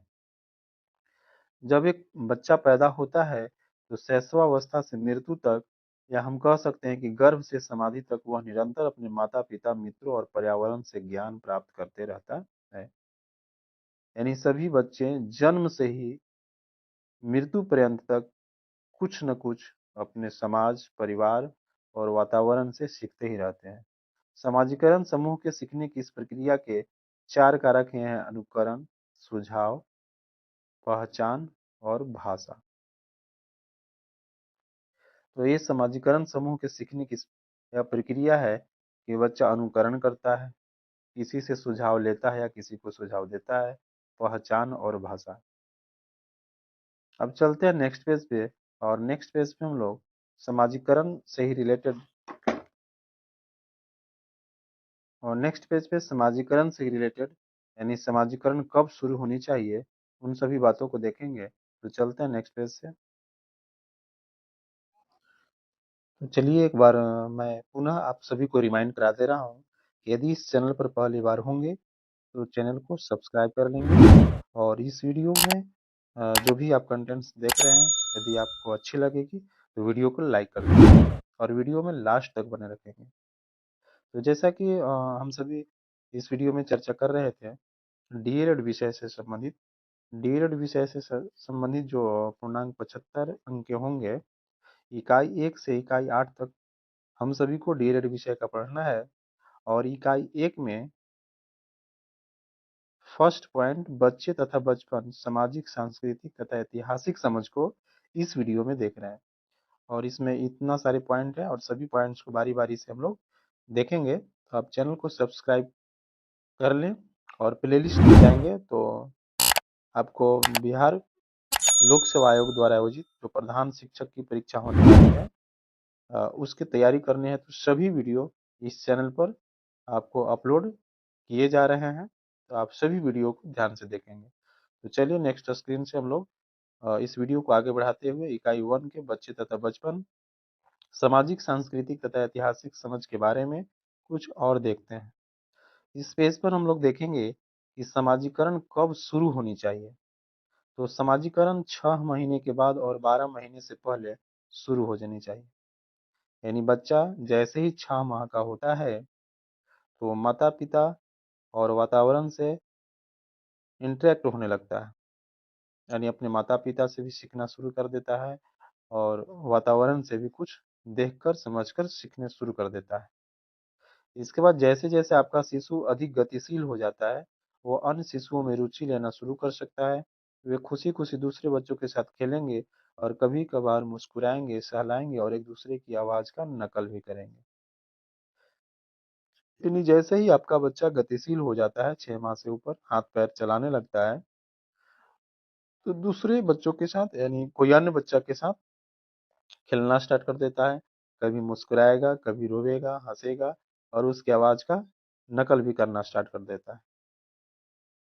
इसके बाद जो नेक्स्ट पॉइंट है, परिवार अक्सर बच्चों को अपने मानदंड, मूल्य और विश्वास सिखाने वाले पहले व्यक्ति होते हैं। माता पिता मौखिक और गैर मौखिक संचार दोनों के माध्यम से ऐसा करते हैं। परिवार विश्वास, स्वतंत्रता, पहल के स्तर को विकसित करने में भी मदद करते हैं। यानी परिवार ही वह प्राथमिक संस्था है जो बच्चों को नैतिक गुण सिखाता है और लाइफ के मानदंड, मूल्य और विश्वास सिखाने वाला पहला व्यक्ति होता है परिवार। माता पिता, यानी माता पिता से ही बच्चा सबसे पहले सीखना स्टार्ट कर देता है। इसके बाद आप नेक्स्ट पॉइंट देख रहे होंगे, बच्चों के खान पान तथा रहन सहन का स्तर, पड़ोस का स्तर तथा खेल कूद का स्तर परिवार की आर्थिक स्थिति पर निर्भर करता है। यानी बचपन एक ऐसी अवस्था है जिसे अच्छी तरह से और अच्छा माहौल में उसका लालन पालन एवं पोषण होना बहुत ही जरूरी है। इसके बाद परिवार की आर्थिक स्थिति पर भी निर्भर करता है उसका जीवन काल। यदि वो अच्छे घराना से यानी उनके माता पिता की अगर आर्थिक स्थिति अच्छी हो, तो उस बच्चा में पढ़ने में या समझने में या कोई चीज कार्य करने में निगेटिविटी की भावना नहीं आती है और स्वतंत्र रूप से अपना विकास कर पाता है। इन सब का प्रभाव उनके समाजीकरण पर पड़ता है। धनी परिवार के बच्चों को माता पिता के साथ रहने तथा बातचीत करने का अवसर अधिक मिलता है, इसलिए उनका समाजीकरण सफल हो जाता है।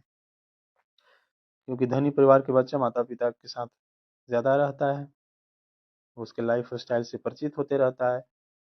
लेकिन जो गरीब घराना के बच्चे होते हैं, उनके माता पिता तो कहीं दूसरे जगह अपने कार्य के लिए चले जाते हैं, कुछ कमाने के लिए, कुछ धन अर्जित संचित करने के लिए किसी दूसरे के यहाँ काम करने चले जाते हैं और बच्चे अकेले रह जाता है, तो उसमें समाजीकरण की भावना कुछ कम होती है। तो इन सभी फैक्टर जो है समाजीकरण पर प्रभाव डालता है। अब हम लोग इस पेज पर देख पा रहे होंगे समाजीकरण के घटक। तो सबसे पहला घटक जो है वो परिवार ही है। परिवार के साथ माता पिता समाजीकरण के सबसे महत्वपूर्ण घटक हैं। प्यार और स्नेह, शिष्टाचार जैसे बुनियादी मूल्यों में समाजीकरण पहली बार परिवार में ही सिखाया जाता है। तो परिवार जो है समाजीकरण के घटक में सबसे महत्वपूर्ण भूमिका निभाती है। इसके बाद सहकर्मी समूह, यानी साथ में रहने वाले सहकर्मी समूह में आमतौर पर ऐसे दोस्त होते हैं जो समान उम्र के ही होते हैं, एक ही उम्र के होते हैं। सहकर्मी समूह लिंग समाजीकरण पर एक महत्वपूर्ण प्रभाव डालता है। यानी सहकर्मी साथी भी समाजीकरण में विशेष भूमिका निभाती है। इसके बाद विद्यालय है। विद्यालय को समाजीकरण का पहला औपचारिक घटक माना जाता है, जो कि बच्चे के विचारों और दृष्टिकोण को आकार देता है। यानी विद्यालय ही एक ऐसा जगह है जहाँ पे औपचारिक रूप से बच्चा में विचार और दृष्टिकोण का विकास होता है। इसके बाद आप देख पा रहे होंगे संचार मीडिया। तो संचार मीडिया भी बच्चों के विकास में विशेष रूप से सामयिक समाजीकरण में मदद कर रही है। संचार मीडिया में संचार के विभिन्न घटक शामिल है। उदाहरण के लिए रेडियो, टेलीविजन, समाचार पत्र, पत्रिका, मीडिया पोर्टल और वेबसाइट। क्योंकि आजकल के बच्चे कम उम्र में ही मोबाइल्स का यूज ज़्यादा करने लगे हैं। तो यदि वो मोबाइल पे अच्छी प्रकार का शिक्षा ग्रहण कर रहे हैं, धार्मिक बातों को भी सीख रहे हैं, देख रहे हैं, तो उनमें समाजीकरण की भावना आएगी। हमारे आसपास की दुनिया की हमारी समझ को ढालकर समाजीकरण की प्रक्रिया में मीडिया महत्वपूर्ण भूमिका निभाती है। हमारी आसपास की दुनिया की हमारी समझ को डालकर, यानी देश दुनिया में क्या चल रही है, क्या होनी चाहिए, क्या नहीं होनी चाहिए, अगर इन सभी बातों को मीडिया अपने चैनल पर ला रही है और उसके बातों को यदि बच्चा फॉलो कर रहा है, तो यह भी जो है वो उसके समाजीकरण में विशेष भूमिका निभाएगी। इस प्रकार उपयुक्त बिंदुओं से स्पष्ट है कि भौतिक आधारभूत संरचना बच्चों के समाजीकरण में कोई भूमिका नहीं निभाती है। भौतिक और अभौतिक दोनों हमने इसी वीडियो में पहले बता दिया है, तो आप बिल्कुल ही समझ गए होंगे। अब इस पेज पे हम लोग देख पा रहे होंगे समाजीकरण के 5 प्रकार। समाजीकरण के प्रकार के बारे में देखेंगे तो पहला है प्राथमिक समाजीकरण। यह शैशवावस्था और बाल्यावस्था के दौरान होता है। यह उस प्रक्रिया को संदर्भित करता है जहां बच्चों को प्रारंभिक बाल्यावस्था में परिवार के माध्यम से समाजीकृत किया जाता है। यानी प्रथम प्राथमिक समाजीकरण जो है, जो शैशवावस्था और बाल्यावस्था के दौरान होती है, इसमें परिवार की भूमिका अति महत्वपूर्ण होती है। यह रेखांकित करता है कि प्राथमिक समाजीकरण की प्रक्रिया में प्रमुख माध्यम परिवार ही है। यहाँ से भी क्वेश्चन बन सकता है कि प्राथमिक समाजीकरण की प्रथम संस्था कौन सी है, तो परिवार होगी। उदाहरण के लिए एक परिवार में बहुत छोटे बच्चों को अपनी संस्कृति का बहुत कम ज्ञान होता है। परिवार के माध्यम से एक बच्चे को पता चलता है कि किसी विशिष्ट समाज में क्या स्वीकार है और क्या नहीं। यानी बहुत सारे कुछ न कुछ सभ्यता, संस्कृति और नियम कानून होते हैं जो किसी अन्य समाज में कुछ और होता है, हमारे समाज में कुछ और होती है। तो इन सभी बातों को बच्चा जो है वो परिवार में ही देखता और समझता है, जिसमें उसे समाजीकरण की उसी प्रकार की भावना उसमें समाहित हो जाती है। इसके बाद द्वितीयक समाजीकरण के रूप में आप देख पा रहे होंगे स्क्रीन पे, यह तब होता है जब बच्चा बाल्यावस्था के चरण से गुजरता है और परिपक्वता में जाता है। यह उस प्रक्रिया को संदर्भित करता है जो बाद के वर्षों में पड़ोस, विद्यालय और सहकर्मी समूहों जैसे माध्यम से शुरू होता है। यानी द्वितीयक समाजीकरण जो है वो आस पड़ोस, विद्यालय और सहकर्मी समूहों जैसे माध्यम से सीखता है और शुरू करता है। इसके बाद विकासात्मक समाजीकरण आप देख पा रहे होंगे, यह एक सामाजिक संस्था में व्यवहार सीखने या सामाजिक कौशल विकसित करने की प्रक्रिया है। यानी उसमें समाजीकरण का गुण विकास होना स्टार्ट कर देता है। इसके बाद अग्रिम समाजीकरण, तो यह मानसिक पूर्वाभ्यास मूर्त योजनाओं और मूल्यों और धारणाओं में सूक्ष्म परिवर्तन को संदर्भित करता है, जो सामाजिक भूमिकाओं में एक महत्वपूर्ण भूमिका होने वाला है। यानी बच्चा के मानसिक रूप से कुछ न कुछ जो अपने परिवार और समाज से सीखता है, और उसमें कुछ आगे कुछ अच्छा करने के लिए उसके मन में जो बात आती है, वो अग्रिम समाजीकरण के नाम से जानी जाती है। इसके बाद स्क्रीन पर देख पा रहे होंगे पुनः समाजीकरण। यह पूर्व व्यवहार स्वरूप को त्यागने और एक के जीवन में परिवर्तन के भाग के रूप में नए लोगों को स्वीकार करने की प्रक्रिया को संदर्भित करता है, पूरे मानव जीवन में होता है। यानी यह पूर्व व्यवहार स्वरूप को, यानी बच्चा में जो पहले से व्यवहार है और उसके बाद कुछ है और नया चीज सीखने लगता है, तो पूर्व व्यवहार को कुछ न कुछ वो छोड़ना शुरू कर देता है और नए व्यवहारों को आत्मसात करने लगता है। यह पूरे मानव जीवन में होता है, कुछ न कुछ हमेशा कुछ नया चीज सीखता है। समाजीकरण द्वारा संस्कृति, सभ्यता तथा अन्य अनगिनत विशेषताएं पीढ़ी दर पीढ़ी हस्तांतरित होती है और जीवित रहती है। यानी माता पिता के बाद उसके संतान में, उसके बाद पुनः उसके संतान में, ये हमेशा ही हस्तांतरित होते रहती है सभ्यता और संस्कृति।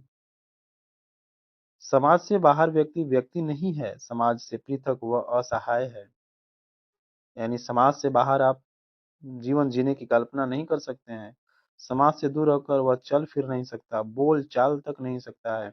समाज के अभाव में व्यक्ति का जीवन यदि असंभव नहीं तो कठिन एवं दुभर अवश्य है। किंतु समाज कोई ऐसा जादुई करिश्मा नहीं कर देता कि जन्म लेते ही बच्चा चलने फिरने लगे, बोलने चालने लगे, समझने समझाने लगे।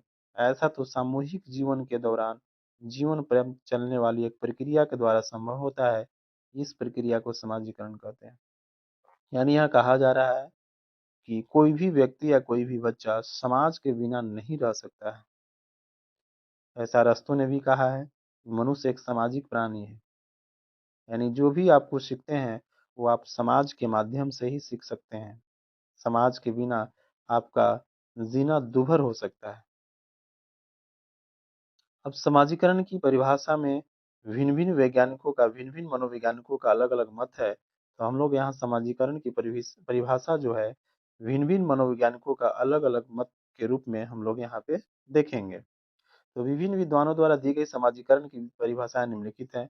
ग्रीन के अनुसार समाजीकरण वह प्रक्रिया है जिसके द्वारा बच्चा सांस्कृतिक विशेषताओं, आत्म एवं व्यक्तित्व को प्राप्त करता है। फीचर के अनुसार समाजीकरण वह प्रक्रिया है जिसके फलस्वरूप व्यक्ति सामाजिक व्यवहारों को प्राप्त करता है और उसके साथ अनुकूलन करता है। इसके बाद प्रोफेसर A. W. ग्रीन के अनुसार लोकसम्मत व्यवहारों को सीखने की प्रक्रिया का नाम समाजीकरण है। तो मिला जुलाकर सब एक ही चीज है, लेकिन अलग अलग मनोवैज्ञानिकों का मत समाजीकरण के रूप में अलग अलग है, जो आप इस स्क्रीन पर देख पा रहे हैं और आप समझ भी पा रहे हैं। अब चलते हैं नेक्स्ट पेज पे। यहाँ एक और किम्बल यंग के अनुसार भी एक मनोवैज्ञानिक है, और उनका मत है कि समाजीकरण वह प्रक्रिया है जिसके द्वारा व्यक्ति सामाजिक और सांस्कृतिक क्षेत्र में प्रवेश करता है, समाज के विभिन्न समूहों का सदस्य बनता है। इसके बाद जॉनसन के अनुसार है कि समाजीकरण इस प्रकार का सीखना है, सीखने वाले को सामाजिक कार्य करने योग्य बनाता है। उपयुक्त परिभाषाओं से स्पष्ट है कि समाजीकरण एक सीखने की प्रक्रिया है। इस प्रक्रिया के द्वारा व्यक्ति अपने समाज की सांस्कृतिक व्यवस्था को ग्रहण करता है तथा अपने व्यक्तित्व का विकास करता है। इस प्रक्रिया द्वारा सीखे गए प्रतिमानों के अनुरूप आचरण करता है। इससे सामाजिक नियंत्रण बना रहता है, क्योंकि जो भी समाज में होता है तो उसके कुछ मानदंड होते हैं जो पालन करने होते हैं, अन्यथा समाज से आप समाज के नज़र में आप गिरे नज़र आ सकते हैं। तो समाज के अंदर जो सामाजिक मानदंड होते हैं, जो नियम कायदे होते हैं, उसका पालन करना भी हर व्यक्ति का कर्तव्य होता है। इसके बाद हम लोग यहाँ स्क्रीन पर देख पा रहे होंगे समाजीकरण की विशेषताएं, यानी समाजीकरण की विशेषताएं क्या हैं, क्या होनी चाहिए। तो समाजीकरण सीखने की प्रक्रिया है जो जीवन पर्यंत सीखते रहते हैं हम लोग। सकारात्मक और नकारात्मक दोनों पक्षों को ध्यान में रखना चाहिए। तो समाज में कुछ ऐसा भी है जहाँ माहौल खराब होता है तो वहाँ नेगेटिविटी के रूप में आप सीख सकते हैं, और जहाँ अच्छा माहौल है वहाँ पॉजिटिविटी के रूप में सीख सकते हैं। तो सकारात्मक और नकारात्मक दोनों पक्षों को ध्यान में रखना चाहिए, यानी सही चीजों को अपनानी चाहिए और गलत या गलत प्रवृत्ति के लोग जहाँ हैं समाज में तो उसको नकार देना चाहिए। समाजीकरण एक निरंतर प्रक्रिया है। समाजीकरण की प्रक्रिया व्यक्ति के जन्म से लेकर मृत्यु पर्यंत चलती रहती है। व्यक्ति जीवन पर्यंत सीखता रहता है, यानी इसका कोई उम्र नहीं है, जीवन पर्यंत सीखते रहता है व्यक्ति। इसके बाद अनुकरण से प्रभावित। समाजीकरण की प्रक्रिया में अनुकूलन का विशेष महत्व है। बालक अपने परिवार, पड़ोस, खेल के साथियों तथा अनेक दूसरे संगठनों से प्रत्यक्ष व अप्रत्यक्ष दोनों रूपों से दूसरे लोगों के व्यवहारों का अनुकरण करता है। यानी बच्चा जो है अपने परिवार, माता पिता, समाज से बहुत कुछ सीखता है और उसका अनुकरण करता है। इसके बाद स्क्रीन पर देख पा रहे होंगे 4 नंबर में आत्मसात की प्रक्रिया।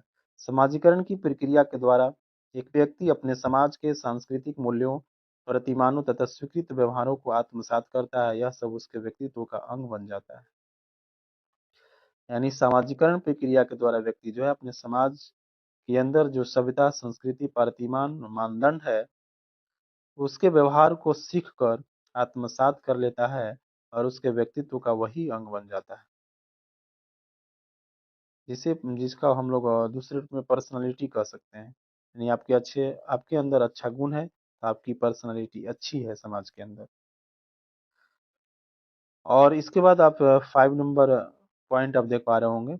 यदि आपको वीडियो अच्छी स्क्रीन पर नहीं नजर आ रही होगी आपके मोबाइल स्क्रीन पे, तो आप अपने दाहिने तरफ कॉर्नर में सेटिंग का ऑप्शन है, सेटिंग पर जाकर अपने वीडियो क्वालिटी को चेंज कर लीजिए और इस वीडियो को आप लैंडस्केप मोड में यानी फुल स्क्रीन में आप देखिए तो आपको अच्छी तरह से नजर आएगी। तो 5 नंबर समाजीकरण की प्रक्रिया जो है सापेक्षिक होती है। प्राचीन काल में अभिवादन की रीति करवध, प्रणाम करना अथवा चरण स्पर्श करना था। यानी पहले प्राचीन काल में जो अभिवादन होता था वो पैर छू कर हो किया जाता था, किंतु अब क्या होता है हाथ मिला लेते हैं, हेलो या हाय बोलकर हम लोग स्वागत कर लेते हैं। आधुनिकता का सूचक है और ये सब मॉडर्न एज का सूचक है, जो हम लोग हाय हेलो और हाथ मिलाकर काम चला लेते हैं। इस प्रकार प्राचीन भारतीय समाज में पर्दा प्रथा का चलन नहीं था। इसके बाद आजीवन प्रक्रिया। समाजीकरण की प्रक्रिया जो है व्यक्ति के जन्म से लेकर मृत्यु पर्यंत तक चलती रहती है। व्यक्ति के जीवन में कभी ऐसा समय नहीं आता जब उसके सीखने के लिए कुछ नहीं हो। यानी कभी भी ऐसा समय नहीं आता है जब सीखने की जरूरत नहीं पड़ती है। यानी व्यक्ति जीवन भर कुछ न कुछ अपने समाज से, परिवार से, आस पड़ोस से, पर्यावरण से सीखते रहता है। अब स्क्रीन पर देख पा रहे होंगे 7 नंबर में अनुकूलनशीलता। बालक का प्रारंभिक जीवन परिवार में माता-पिता, भाई-बहनों एवं परिवार के अन्य सदस्यों के बीच बीतता है। जब बालक विद्यार्थी जीवन में प्रवेश करता है तो उसे एक नए संसार का आभास होता है। उसे नए संसार में समायोजन करने के लिए नवीन गुणों का अर्जन करना पड़ता है। इस नवीन संसार में प्रवेश करने से उसके सामाजिक संपर्क का दायरा विस्तृत हो जाता है। उसके सभी संपर्क बालक के समाजीकरण की प्रक्रिया को नई दिशा प्रदान करते हैं, जिससे बालक के व्यक्तित्व के विकास में सहायता मिलती है। यानी प्रारंभिक जीवन में जब माता-पिता के पास रहता है, भाई-बहन के पास रहता है, परिवार के बीच रहता है, तो वहाँ पर उसका सामाजिक गुण कुछ और रहता है। लेकिन जब वो नए संसार में यानी विद्यालय में जाती है, विद्यालय के बच्चों, अपने दोस्तों के साथ, अपने संगी-साथियों के साथ मिलता है, तो उसके व्यवहार को भी वो अपनाने लगता है।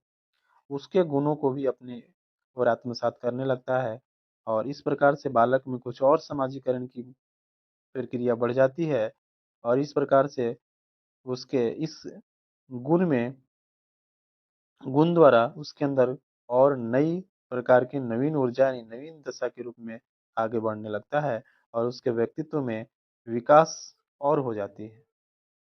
यानी जितने लोगों के संपर्क में आता है बच्चा, उन सभी व्यवहारों को आत्मसात धीरे-धीरे करने लगता है। इस प्रकार से उस बच्चा के अंदर व्यक्तित्व का विकास होना स्टार्ट हो जाता है।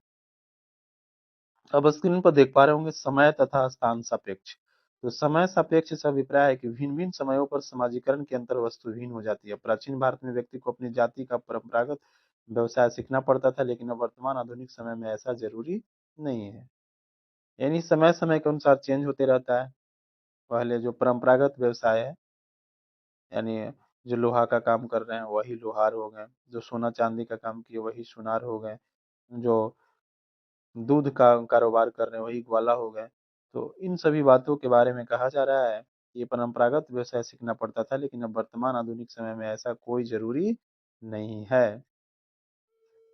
स्थान सापेक्ष से तात्पर्य है कि एक समाज में जो व्यवहार उचित होता है वही दूसरे समाज में वो अनुचित हो सकता है। जैसे ईसाई लोग प्रार्थना गृह में जूते चप्पल पहन कर जाते हैं, हिंदू लोग जूते चप्पल पहनकर मंदिर या प्रार्थना गृह में नहीं जा सकते हैं। यही दूसरे समाज में अलग अलग, कहीं उसको उचित कहा जाता है तो कहीं उसे अनुचित किया जाता है। अब हम लोग स्क्रीन पर देख पा रहे होंगे समाजीकरण का उद्देश्य। तो समाजीकरण के 4 उद्देश्यों का उल्लेख ब्रूम तथा सेल्जनिक ने किया है। ये जो मनोवैज्ञानिक है, समाजीकरण के 4 उद्देश्यों का उल्लेख किया है जो इस प्रकार से है। और पहला आधारभूत नियमबद्धता। सामाजिक जीवन सुचारू रूप से चलता रहे, इस हेतु समाज में अनुशासन एवं नियमबद्धता का होना जरूरी है। आप जानते भी होंगे कि अनुशासन ही व्यक्ति को महान बनाता है। तो नियमबद्धता और अनुशासन बहुत ही जरूरी है व्यक्ति के जीवन में। समाजीकरण का प्रमुख उद्देश्य व्यक्ति में अनुशासन एवं नियमबद्धता उत्पन्न करता है। इसके बाद आप देख देख पा रहे होंगे सेकंड में इच्छाओं की पूर्ति।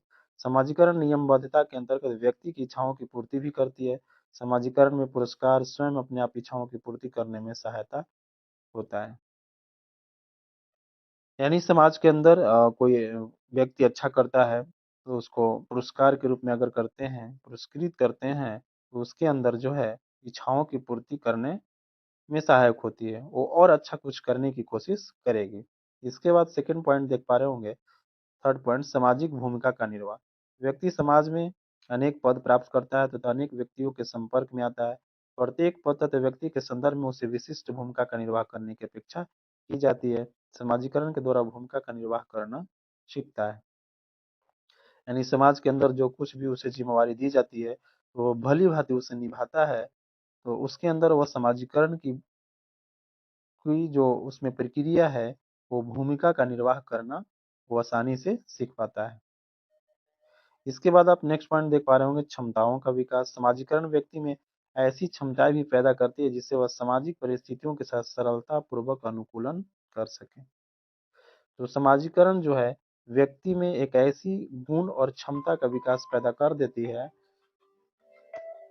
जो आसानी से वह समाज में होने वाली हर परिस्थितियों का सामना और उसमें अनुकूलन कर पाता है। अब स्क्रीन पर देख पा रहे होंगे समाजीकरण को प्रभावित करने वाले कारक। यानी कुछ ऐसे भी कारक हैं जो समाजीकरण को प्रभावित करते हैं। तो किसी भी बालक के समाजीकरण की प्रक्रिया में महत्वपूर्ण कारकों का योगदान होता है जो निम्न प्रकार के हैं। और सबसे पहला आप देख पा रहे होंगे, पालन पोषण। बालक के समाजीकरण पर पालन पोषण का गहरा प्रभाव पड़ता है। जिस प्रकार का वातावरण बालक को प्रारंभिक जीवन में मिलता है तथा जिस प्रकार से माता पिता बालक का पोषण करते हैं, उसी के अनुसार बालक में भावनाएं तथा अनुभूतियों का विकास हो जाती है। यानी पालन पोषण जो है वो बालक के समाजीकरण को प्रमुख रूप से प्रभावित करता है, क्योंकि जिस प्रकार के वातावरण में बालक का प्रारंभिक जीवन बीतता है, उसी प्रकार का उसमें गुण समाहित हो जाता है और उसके अंदर भावना तथा अनुभूति का विकास होता है। इसके बाद आप सहानुभूति देख पा रहे होंगे। पालन पोषण की भांति सहानुभूति भी बालक के समाजीकरण में गहरा प्रभाव डालता है। इसका कारण यह है कि सहानुभूति के द्वारा बालक में अपनत्व की भावना विकसित होती है, जिसके परिणाम स्वरूप यह दूसरे में भेदभाव करना सीख जाते हैं। सहानुभूति का मतलब आप समझ रहे होंगे। जैसे मान लिया कि किसी परिवार के बच्चा में कुछ उस प्रकार की घटना हो गई जो आहत है, और उसके बाद हम यदि वहां पे जाते हैं और उसे सिर्फ ये बोल देते हैं कि कोई बात नहीं, आपके साथ अच्छा होगा, भला होने वाला है, तो यही सहानुभूति है उसको मिल जाती है। उसके अंदर लगता है कि हमें हमारे पीछे भी कोई है जो हमें आगे बढ़ने में सपोर्ट करने में मदद कर सकता है। इसके बाद आप नेक्स्ट पॉइंट देख पा रहे होंगे, सामाजिक शिक्षण। तो सामाजिक शिक्षण भी बालक के समाजीकरण पर गहरा प्रभाव डालता है। बालक का प्रथम विद्यालय उसका घर ही होता है। कहा भी गया कि प्रथम पाठशाला जो है उसका परिवार होता है, जिसमें माता पिता भाई बहन चाचा चाचा इत्यादि चाचा चाची इत्यादि से सीखता है, यानी घर के अंदर सीखता है। इसके बाद पुरस्कार एवं दंड को देख पा रहे होंगे। बालक के समाजीकरण में पुरस्कार एवं दंड का भी महत्वपूर्ण प्रभाव पड़ता है। जब बालक समाज के आदर्शों तथा मान्यताओं के अनुसार व्यवहार करता है तो उसकी तारीफ होती है, साथ ही पुरस्कार भी मिलता है। इसके विपरीत जब बालक असामाजिक कार्य करता है जैसे चोरी झगड़ा इत्यादि, तो उसे दंड भी मिलता है। समाजीकरण में जो है पुरस्कार एवं दंड के भी महत्वपूर्ण प्रभाव पड़ता है। इसके बाद आप देख पा रहे होंगे, वंशानुक्रम। बालकों में अनुकरण एवं सहानुभूति जैसे गुणों में भी वंशानुक्रम की प्रमुख भूमिका होती है। सभी तत्व बालक के समाजीकरण के लिए उत्तरदायी होती है। वंशानुक्रम यानी माता पिता का गुण उस बच्चे में आ जाता है। इसके बाद स्क्रीन पर देख पा रहे होंगे, परिवार। बालक के समाजीकरण में परिवार का प्रमुख स्थान होता है। इसका कारण यह है कि प्रत्येक बालक का जन्म किसी न किसी परिवार में होता है। जैसे बालक बड़ा होता जाता है वैसे वैसे वो अपने माता पिता भाई बहनों तथा परिवार के अन्य सदस्यों के संपर्क में आते हैं हुए प्रेम सहानुभूति सहनशीलता तथा सहयोग आदि अनेक सामाजिक गुणों को सीखता रहता है। यानी किसी भी परिवार में जो बच्चा होता है अपने माता पिता भाई बहन चाचा चाची इत्यादि से सहानुभूति और सहनशीलता तथा सहयोग की भावना वो अन्य सदस्यों से सीखता रहता है। इसके बाद नेक्स्ट जो है पड़ोस है। पड़ोस भी एक प्रकार का बड़ा परिवार होता है। जिस प्रकार बालक परिवार के विभिन्न सदस्यों के साथ अंतःक्रिया द्वारा अपनी संस्कृति एवं सामाजिक गुणों का ज्ञान प्राप्त करता है, इस दृष्टि से यदि पड़ोस अच्छा रहेगा तो बालक का व्यक्तित्व पर भी प्रभाव पड़ता है। यानी यदि आपके घर की माहौल तो अच्छी है, लेकिन पड़ोसी वालों का माहौल अच्छा नहीं है, तो उसका भी प्रभाव जो है उस बच्चा पर पड़ता है। तो घर परिवार माता पिता भाई बहन चाचा चाची के अलावा आस पड़ोस का भी माहौल अच्छी होनी चाहिए, जो बच्चा के विकास में और उसके समाजीकरण में विशेष भूमिका निभाती है। इसके बाद आप देख पा रहे होंगे 8 नंबर में स्कूल। तो परिवार तथा पड़ोस के बाद स्कूल एक ऐसा स्थान होता है जहाँ पर बालक का समाजीकरण होता है। स्कूल में रहते हुए बालक को जहाँ एक और विभिन्न विषयों की प्रत्यक्ष शिक्षा और सामाजिक नियमों रीति रिवाजों परंपराओं मान्यताओं विश्वासों तथा आदर्शों एवं मूल्यों का ज्ञान होता है। और यह जगह जो है विद्यालय है, जहाँ पर सामाजिक नियम रीति रिवाज परंपराओं मान्यता विश्वास आदर्श एवं मूल्यों का ज्ञान सिखाया जाता है। इसके बाद 9 नंबर में आप देख पा रहे होंगे, बालक के साथी। यानी प्रत्येक बालक अपने साथियों के साथ खेलता है। वह खेलते समय जाति पाति ऊंच नीच तथा अन्य प्रकार के भेदभावों से ऊपर उठकर दूसरे बालकों के साथ अंतःक्रिया द्वारा आनंद लेना चाहता है। इस कार्य में उसके साथ ही महत्वपूर्ण भूमिका निभाते हैं। तो बालक के साथी पर भी उसका समाजीकरण में विशेष भूमिका निभाता है। अगर उसके साथी अच्छे हैं, अच्छे गुण वाले हैं, तो बच्चा भी उसी गुण का, उसी व्यवहार को अपनाएगा। अगर गलत प्रवृत्ति का है, तो उस बच्चा के अंदर भी गलत प्रवृत्ति का विकास हो जाएगा। तो बालक के साथी भी इसमें महत्वपूर्ण भूमिका निभाती है। इसके बाद स्क्रीन पर देख पा रहे होंगे समुदाय। बालक के समाजीकरण में समुदाय अथवा समाज का गहरा प्रभाव होता है। प्रत्येक समाज अथवा समुदाय अपने अपने विभिन्न साधनों तथा विधियों के द्वारा समाजीकरण करना अपना परम कर्तव्य समझता है।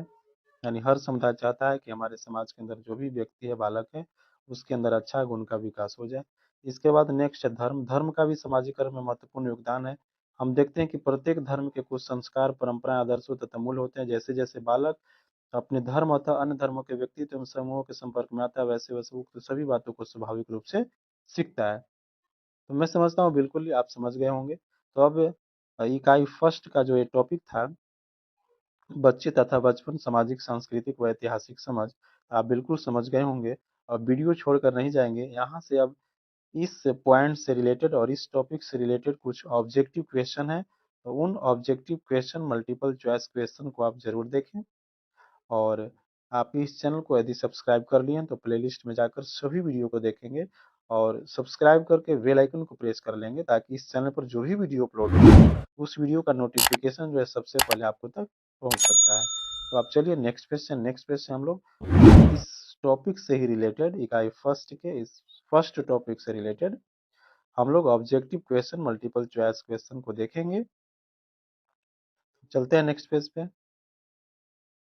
चलिए, इस वीडियो में पुनः आप सभी से रिक्वेस्ट कर ले रहा हूं कि यदि इस चैनल पर, teacher Pramod Kumar YouTube channel पर आप पहली बार हो, तो चैनल को सब्सक्राइब करके बेल आइकन को प्रेस कर लीजिए, ताकि नेक्स्ट जब भी वीडियो अपलोड हो तो उस वीडियो का नोटिफिकेशन आपको तक सबसे पहले मिल सके। और आप चैनल को सब्सक्राइब करके प्लेलिस्ट में जाएंगे तो वहाँ पर प्रधान शिक्षक से रिलेटेड बहुत सारे प्लेलिस्ट बना हुआ है, जिसमें डीएलएड विषय, समान अध्ययन, मैथमेटिक्स, रीजनिंग, सभी का आपका वीडियो मिल जाएगा। तो चलते हैं इस वीडियो में, अब क्वेश्चन सेशन की ओर चलते हैं, क्वेश्चन आंसर की सेशन में चलते हैं। अभी तक हम लोग ने कॉन्सेप्ट और कंटेंट्स को पढ़ा।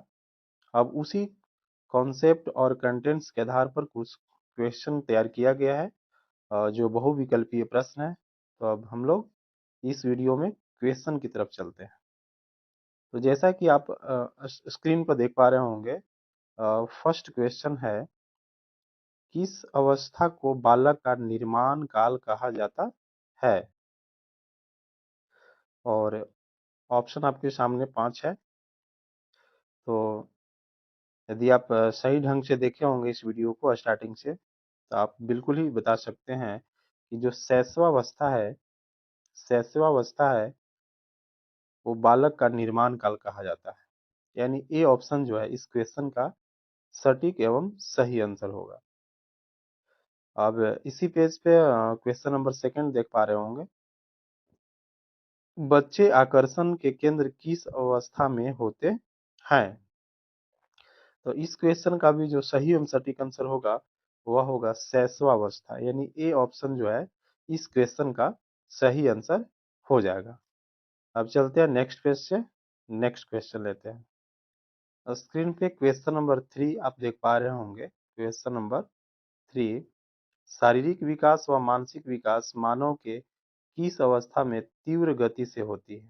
तो इस क्वेश्चन का जो सही सटीक आंसर होगा वह होगा बचपन।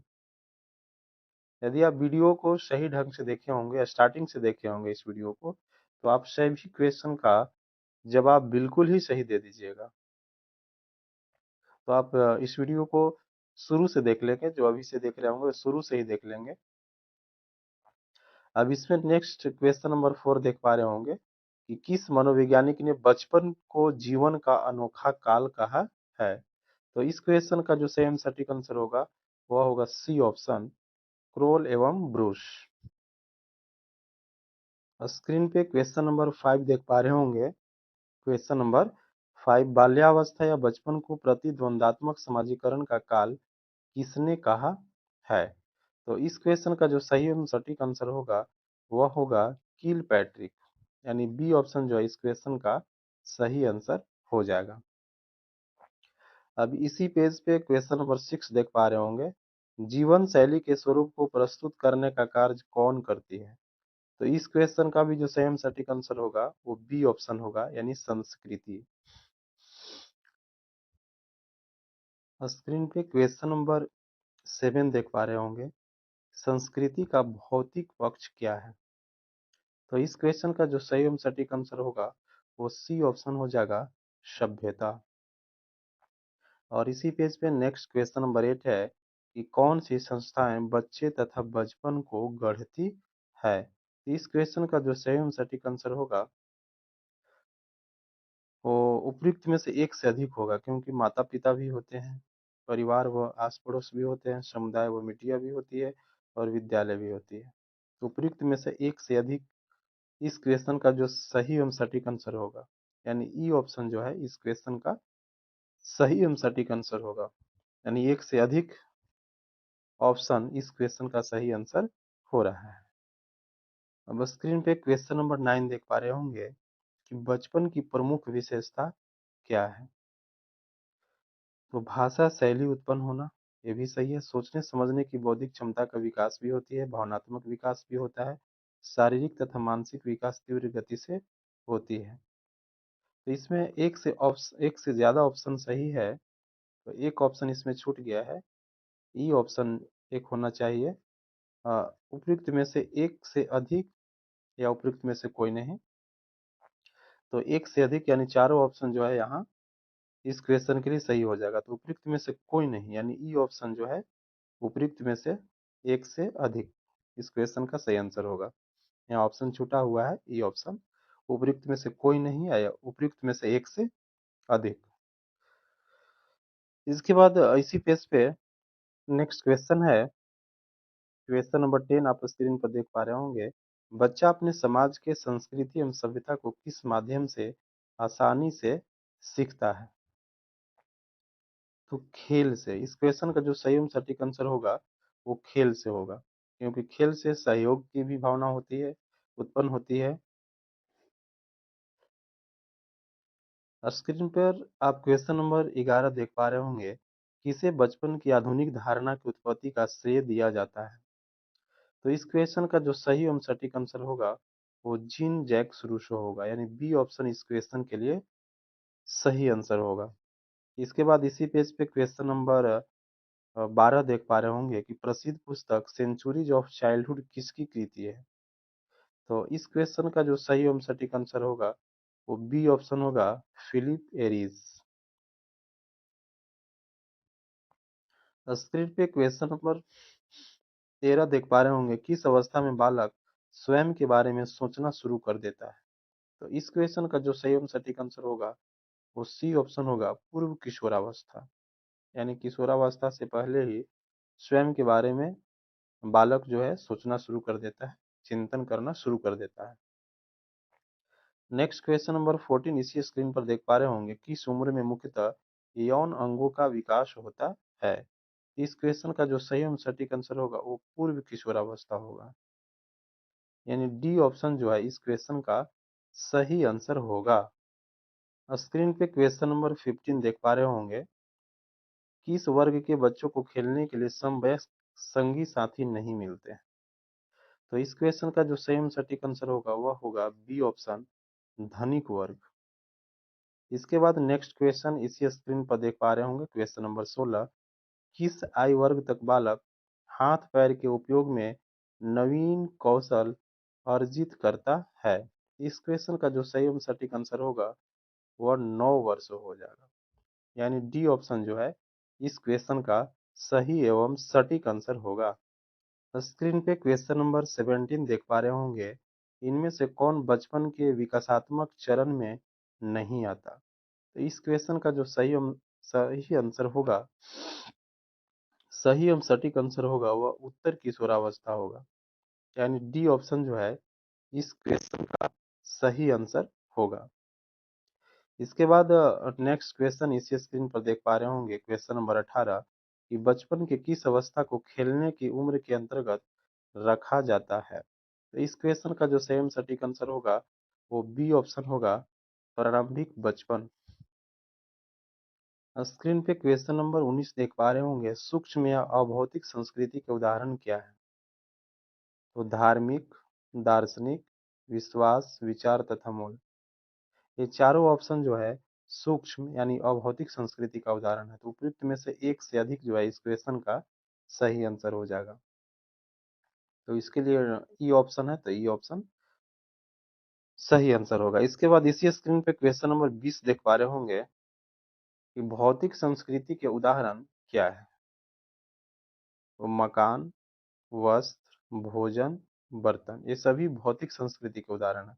तो इस क्वेश्चन का भी सही आंसर उपयुक्त में से एक से अधिक यानी ई ऑप्शन जो है सही आंसर हो जाएगा। स्क्रीन पे क्वेश्चन नंबर 21 देख पा रहे होंगे, विकास के चरणों के संदर्भ में 2 से 6 वर्ष तक की अवस्था को क्या कहा जाता है? तो इस क्वेश्चन का जो सही एवं सटीक आंसर होगा वह ए ऑप्शन हो जाएगा, प्रारंभिक बाल्यावस्था। यानी ए ऑप्शन इस क्वेश्चन का सही एवं सटीक आंसर होगा। इसके बाद इसी स्क्रीन पे क्वेश्चन नंबर 22 देख पा रहे होंगे कि इनमें से कौन सा बच्चा मध्य बाल्यावस्था में होगा? और पहला ऑप्शन आप यहाँ पर देख पा रहे होंगे कि एक बच्चा जो काल्पनिक खेल के दौरान सामाजिक भूमिकाओं की नकल करना शुरू कर रहा है, या नहीं होगा। एक बच्चा जिसने नियमों के अर्थ की समझ विकसित कर ली है और तर्क कर सकता है, यानी बी ऑप्शन जो है इस क्वेश्चन का सही एवं सटीक आंसर होगा। स्क्रीन पे आप क्वेश्चन नंबर 23 देख पा रहे होंगे, पूर्व स्कूली शिक्षा के लिए खेल और शिक्षण सामग्री की श्रेणियां क्या है? पूर्व स्कूली तो ऐसी सामग्री जो शिक्षक या आंगनबाड़ी कार्यकर्ता द्वारा प्रशिक्षण के दौरान या स्वयं तैयार की जा सकती है, ये हो जाएगा। इसके बाद पर्यावरण में स्थानीय रूप से कम लागत या बिना लागत वाली सामग्री उपलब्ध है। ये दोनों ऑप्शन हमारे अनुसार सही है, तो इस क्वेश्चन का जो सही एवं सटीक आंसर होगा उपयुक्त में से एक से अधिक होगा, यानी डी ऑप्शन इस क्वेश्चन का सही आंसर हो जाएगा। स्क्रीन पे आप क्वेश्चन नंबर 24 देख पा रहे होंगे, बच्चे को दिए जाने वाले भोजन में निम्न खाद्य समूहों की चीजें शामिल होनी चाहिए। तो इस क्वेश्चन का जो सही एवं सटीक आंसर होगा वो ए ऑप्शन हो जाएगा, ऊर्जा देने वाले और शरीर निर्माण करने वाले खाद्य पदार्थ जो है वो बच्चों को दी जानी चाहिए। स्क्रीन पे क्वेश्चन नंबर 25 देख पा रहे होंगे, निम्नलिखित में से कौन सा प्रारंभिक बाल्यावस्था के दौरान संज्ञानात्मक अग्रगति के अंतर्गत आता है? तो इस क्वेश्चन में प्रतीकों का उपयोग और मस्तिष्क का सिद्धांत, ये दो ऑप्शन सही होगा, यानी उपयुक्त में से एक से अधिक जो है इस क्वेश्चन का सही आंसर हो जाएगा। और इसी स्क्रीन पे क्वेश्चन नंबर 26 देख पा रहे होंगे कि विकास की किस अवस्था में बच्चे कल्पनाशीलता वाले खेल में सक्रिय रूप से भाग लेते हैं? तो इस क्वेश्चन का जो सेम सटीक आंसर होगा वो बी ऑप्शन हो जाएगा, प्रारंभिक बाल्या अवस्था। स्क्रीन पे क्वेश्चन नंबर 27 देख पा रहे होंगे कि शैशवावस्था में समाजीकरण की डैश डैश संस्थाएं प्रमुख रूप से महत्वपूर्ण है, जबकि प्रारंभिक बाल्यावस्था समाजीकरण की डैश डैश संस्थाएं भी महत्वपूर्ण हो जाती है। तो यहाँ पर प्राथमिक हो जाएगा और यहाँ पर द्वितीयक हो जाएगा, यानी ए ऑप्शन जो है इस क्वेश्चन का सही आंसर हो जाएगा। यानी शैशवावस्था में समाजीकरण की प्राथमिक संस्थाएं प्रमुख रूप से महत्वपूर्ण है, जबकि प्रारंभिक बाल्यावस्था समाजीकरण की द्वितीयक संस्थाएं भी महत्वपूर्ण हो जाती है। इसके बाद इसी स्क्रीन पे क्वेश्चन नंबर 28 देख पा रहे होंगे, निम्नलिखित में से कौन समाजीकरण की सक्रिय एजेंसी या संस्था नहीं है? तो परिवार तो है, विद्यालय भी है, धार्मिक संस्था भी है, रेलवे स्टेशन नहीं है। तो इस क्वेश्चन का जो सही एवं सटीक आंसर होना चाहिए वो सी ऑप्शन होना चाहिए। स्क्रीन पे क्वेश्चन नंबर 29 देख पा रहे होंगे, बच्चों में समाजीकरण की प्रारंभिक संस्था डैश डैश है और डैश डैश द्वितीय संस्था है। तो फर्स्ट जो फिल इन द ब्लैंक्स है उसमें एकदम नजदीकी आस पड़ोस हो जाएगा, और जो सेकंड ऑप्शन देख पा रहे हैं उसमें जन संचार माध्यम हो जाएगा। यानी बच्चे में समाजीकरण की प्रारंभिक संस्था जो है एकदम नजदीकी आस पड़ोस होती है, और जन संचार माध्यम जो है वो द्वितीयक संस्था है। इसके बाद इसी स्क्रीन पे क्वेश्चन नंबर 30 देख पा रहे होंगे, बालक के सामाजिक विकास में सबसे महत्वपूर्ण है। तो इस क्वेश्चन का जो सही सटीक आंसर होगा वो वातावरण होगा। यानी इन्वायरमेंट जो है बालक के सामाजिक विकास में बहुत ही महत्वपूर्ण भूमिका निभाती है। और स्क्रीन पे आप क्वेश्चन नंबर 31 देख पा रहे होंगे, किशोरों के समाजीकरण के लिए निम्नलिखित में से कौन सी संस्थाएं महत्वपूर्ण द्वितीयक संस्था है। तो इस क्वेश्चन का जो सही एवं सटीक आंसर होगा वो ए ऑप्शन हो जाएगा, मीडिया, किताबें और धर्म। इसके बाद इसी स्क्रीन पे क्वेश्चन नंबर 32 देख पा रहे होंगे, प्रतिद्वंदात्मक समाजीकरण की अवस्था कहा जाता है। तो इस क्वेश्चन का जो सेम सटीक आंसर होगा वो किशोरावस्था को हो जाएगा। स्क्रीन पे क्वेश्चन नंबर 33 देख पा रहे होंगे, निम्नलिखित में से कौन सी प्रमुख समाजीकरण संस्थाएं हैं। तो इस क्वेश्चन का जो सही एवं सटीक आंसर होना चाहिए वो उपयुक्त में से एक से अधिक होना चाहिए। यानी ई ऑप्शन जो है इस क्वेश्चन का सही आंसर होगा, क्योंकि प्रमुख समाजीकरण संस्था में समुदाय भी है, परिवार भी है, समान समूह भी है और औपचारिक शैक्षणिक संस्थान भी है। अब इसी पेज पे नेक्स्ट क्वेश्चन 34 भी देख पा रहे होंगे, निम्नलिखित में से कौन सी समाजीकरण की निष्क्रिय संस्था है। तो इसमें जो सही एवं सटीक आंसर होना चाहिए वो सार्वजनिक पुस्तकालय होनी चाहिए। स्क्रीन पे क्वेश्चन नंबर 35 देख पा रहे होंगे, विद्यालयों को समाजीकरण का केंद्र माना जाता है क्योंकि वे बच्चों को निम्न में से किसमें मदद करते हैं। तो इस क्वेश्चन का जो सही एवं सटीक आंसर होगा वो ए ऑप्शन होना चाहिए, नागरिकों के रूप में विकसित होने में।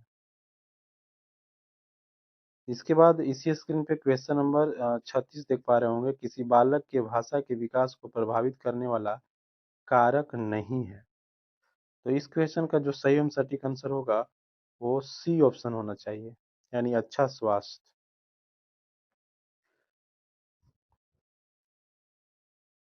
स्क्रीन पे क्वेश्चन नंबर 37 देख पा रहे होंगे, निम्नलिखित में से कौन बच्चों के समाजीकरण में भूमिका नहीं निभाता है।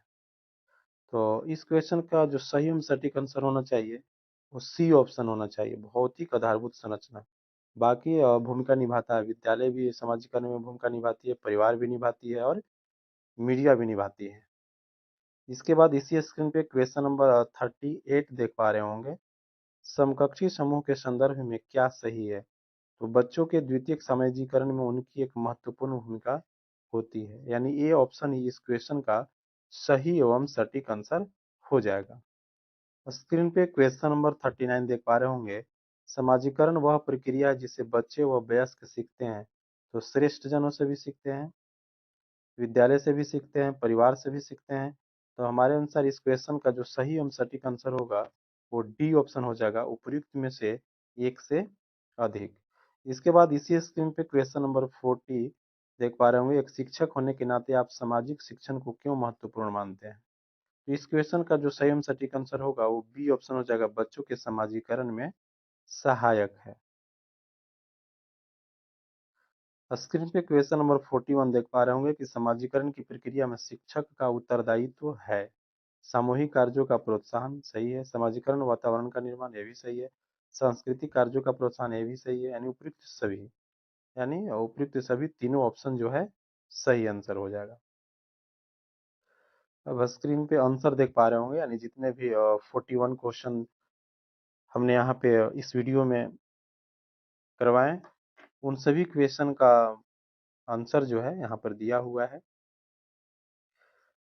तो यदि आप इस चैनल पर पहली बार होंगे तो चैनल को जरूर से जरूर सब्सक्राइब कर लेंगे, वीडियो को लाइक भी कर लेंगे और चैनल सब्सक्राइब करते समय बेल आइकन को प्रेस करके ऑल सेलेक्ट कर लेंगे, ताकि जो वीडियो अपलोड होगी उस वीडियो का नोटिफिकेशन जो है आपको तक सबसे पहले मिल सकता है। तो इस वीडियो में हम लोग डीएलएड विषय से संबंधित जो 75 प्रश्न आएंगे प्रधान शिक्षक में बीपीएससी द्वारा जो प्रधान शिक्षक भर्ती परीक्षा होने वाली है, तो उससे रिलेटेड हम लोग इसमें डीएलएड विषय से संबंधित सीरीज चला रहे हैं, जिसमें मैंने बताया था वीडियो के स्टार्टिंग में ही कि इसमें 8 इकाई है डीएलएड विषय से संबंधित, और सभी 8 इकाई में 6 या 7 टॉपिक सभी इकाई में मिलेंगे। तो आपको सभी इकाई का सभी टॉपिक्स इसी चैनल पर आपको वीडियो में मिलेंगे। और सामान्य अध्ययन में भी सामान्य गणित, रीजनिंग का, भूगोल का, पॉलिटी का और सभी का वीडियो अपलोड होंगे। तो आप इस चैनल से ज़रूर जुड़ जाइए। तो इस वीडियो में बस इतना ही। आप सभी से विदा लेता हूँ और मिलता हूँ आप सभी से नेक्स्ट वीडियो में। तब तक के लिए जय Hind. Thanks to all of you.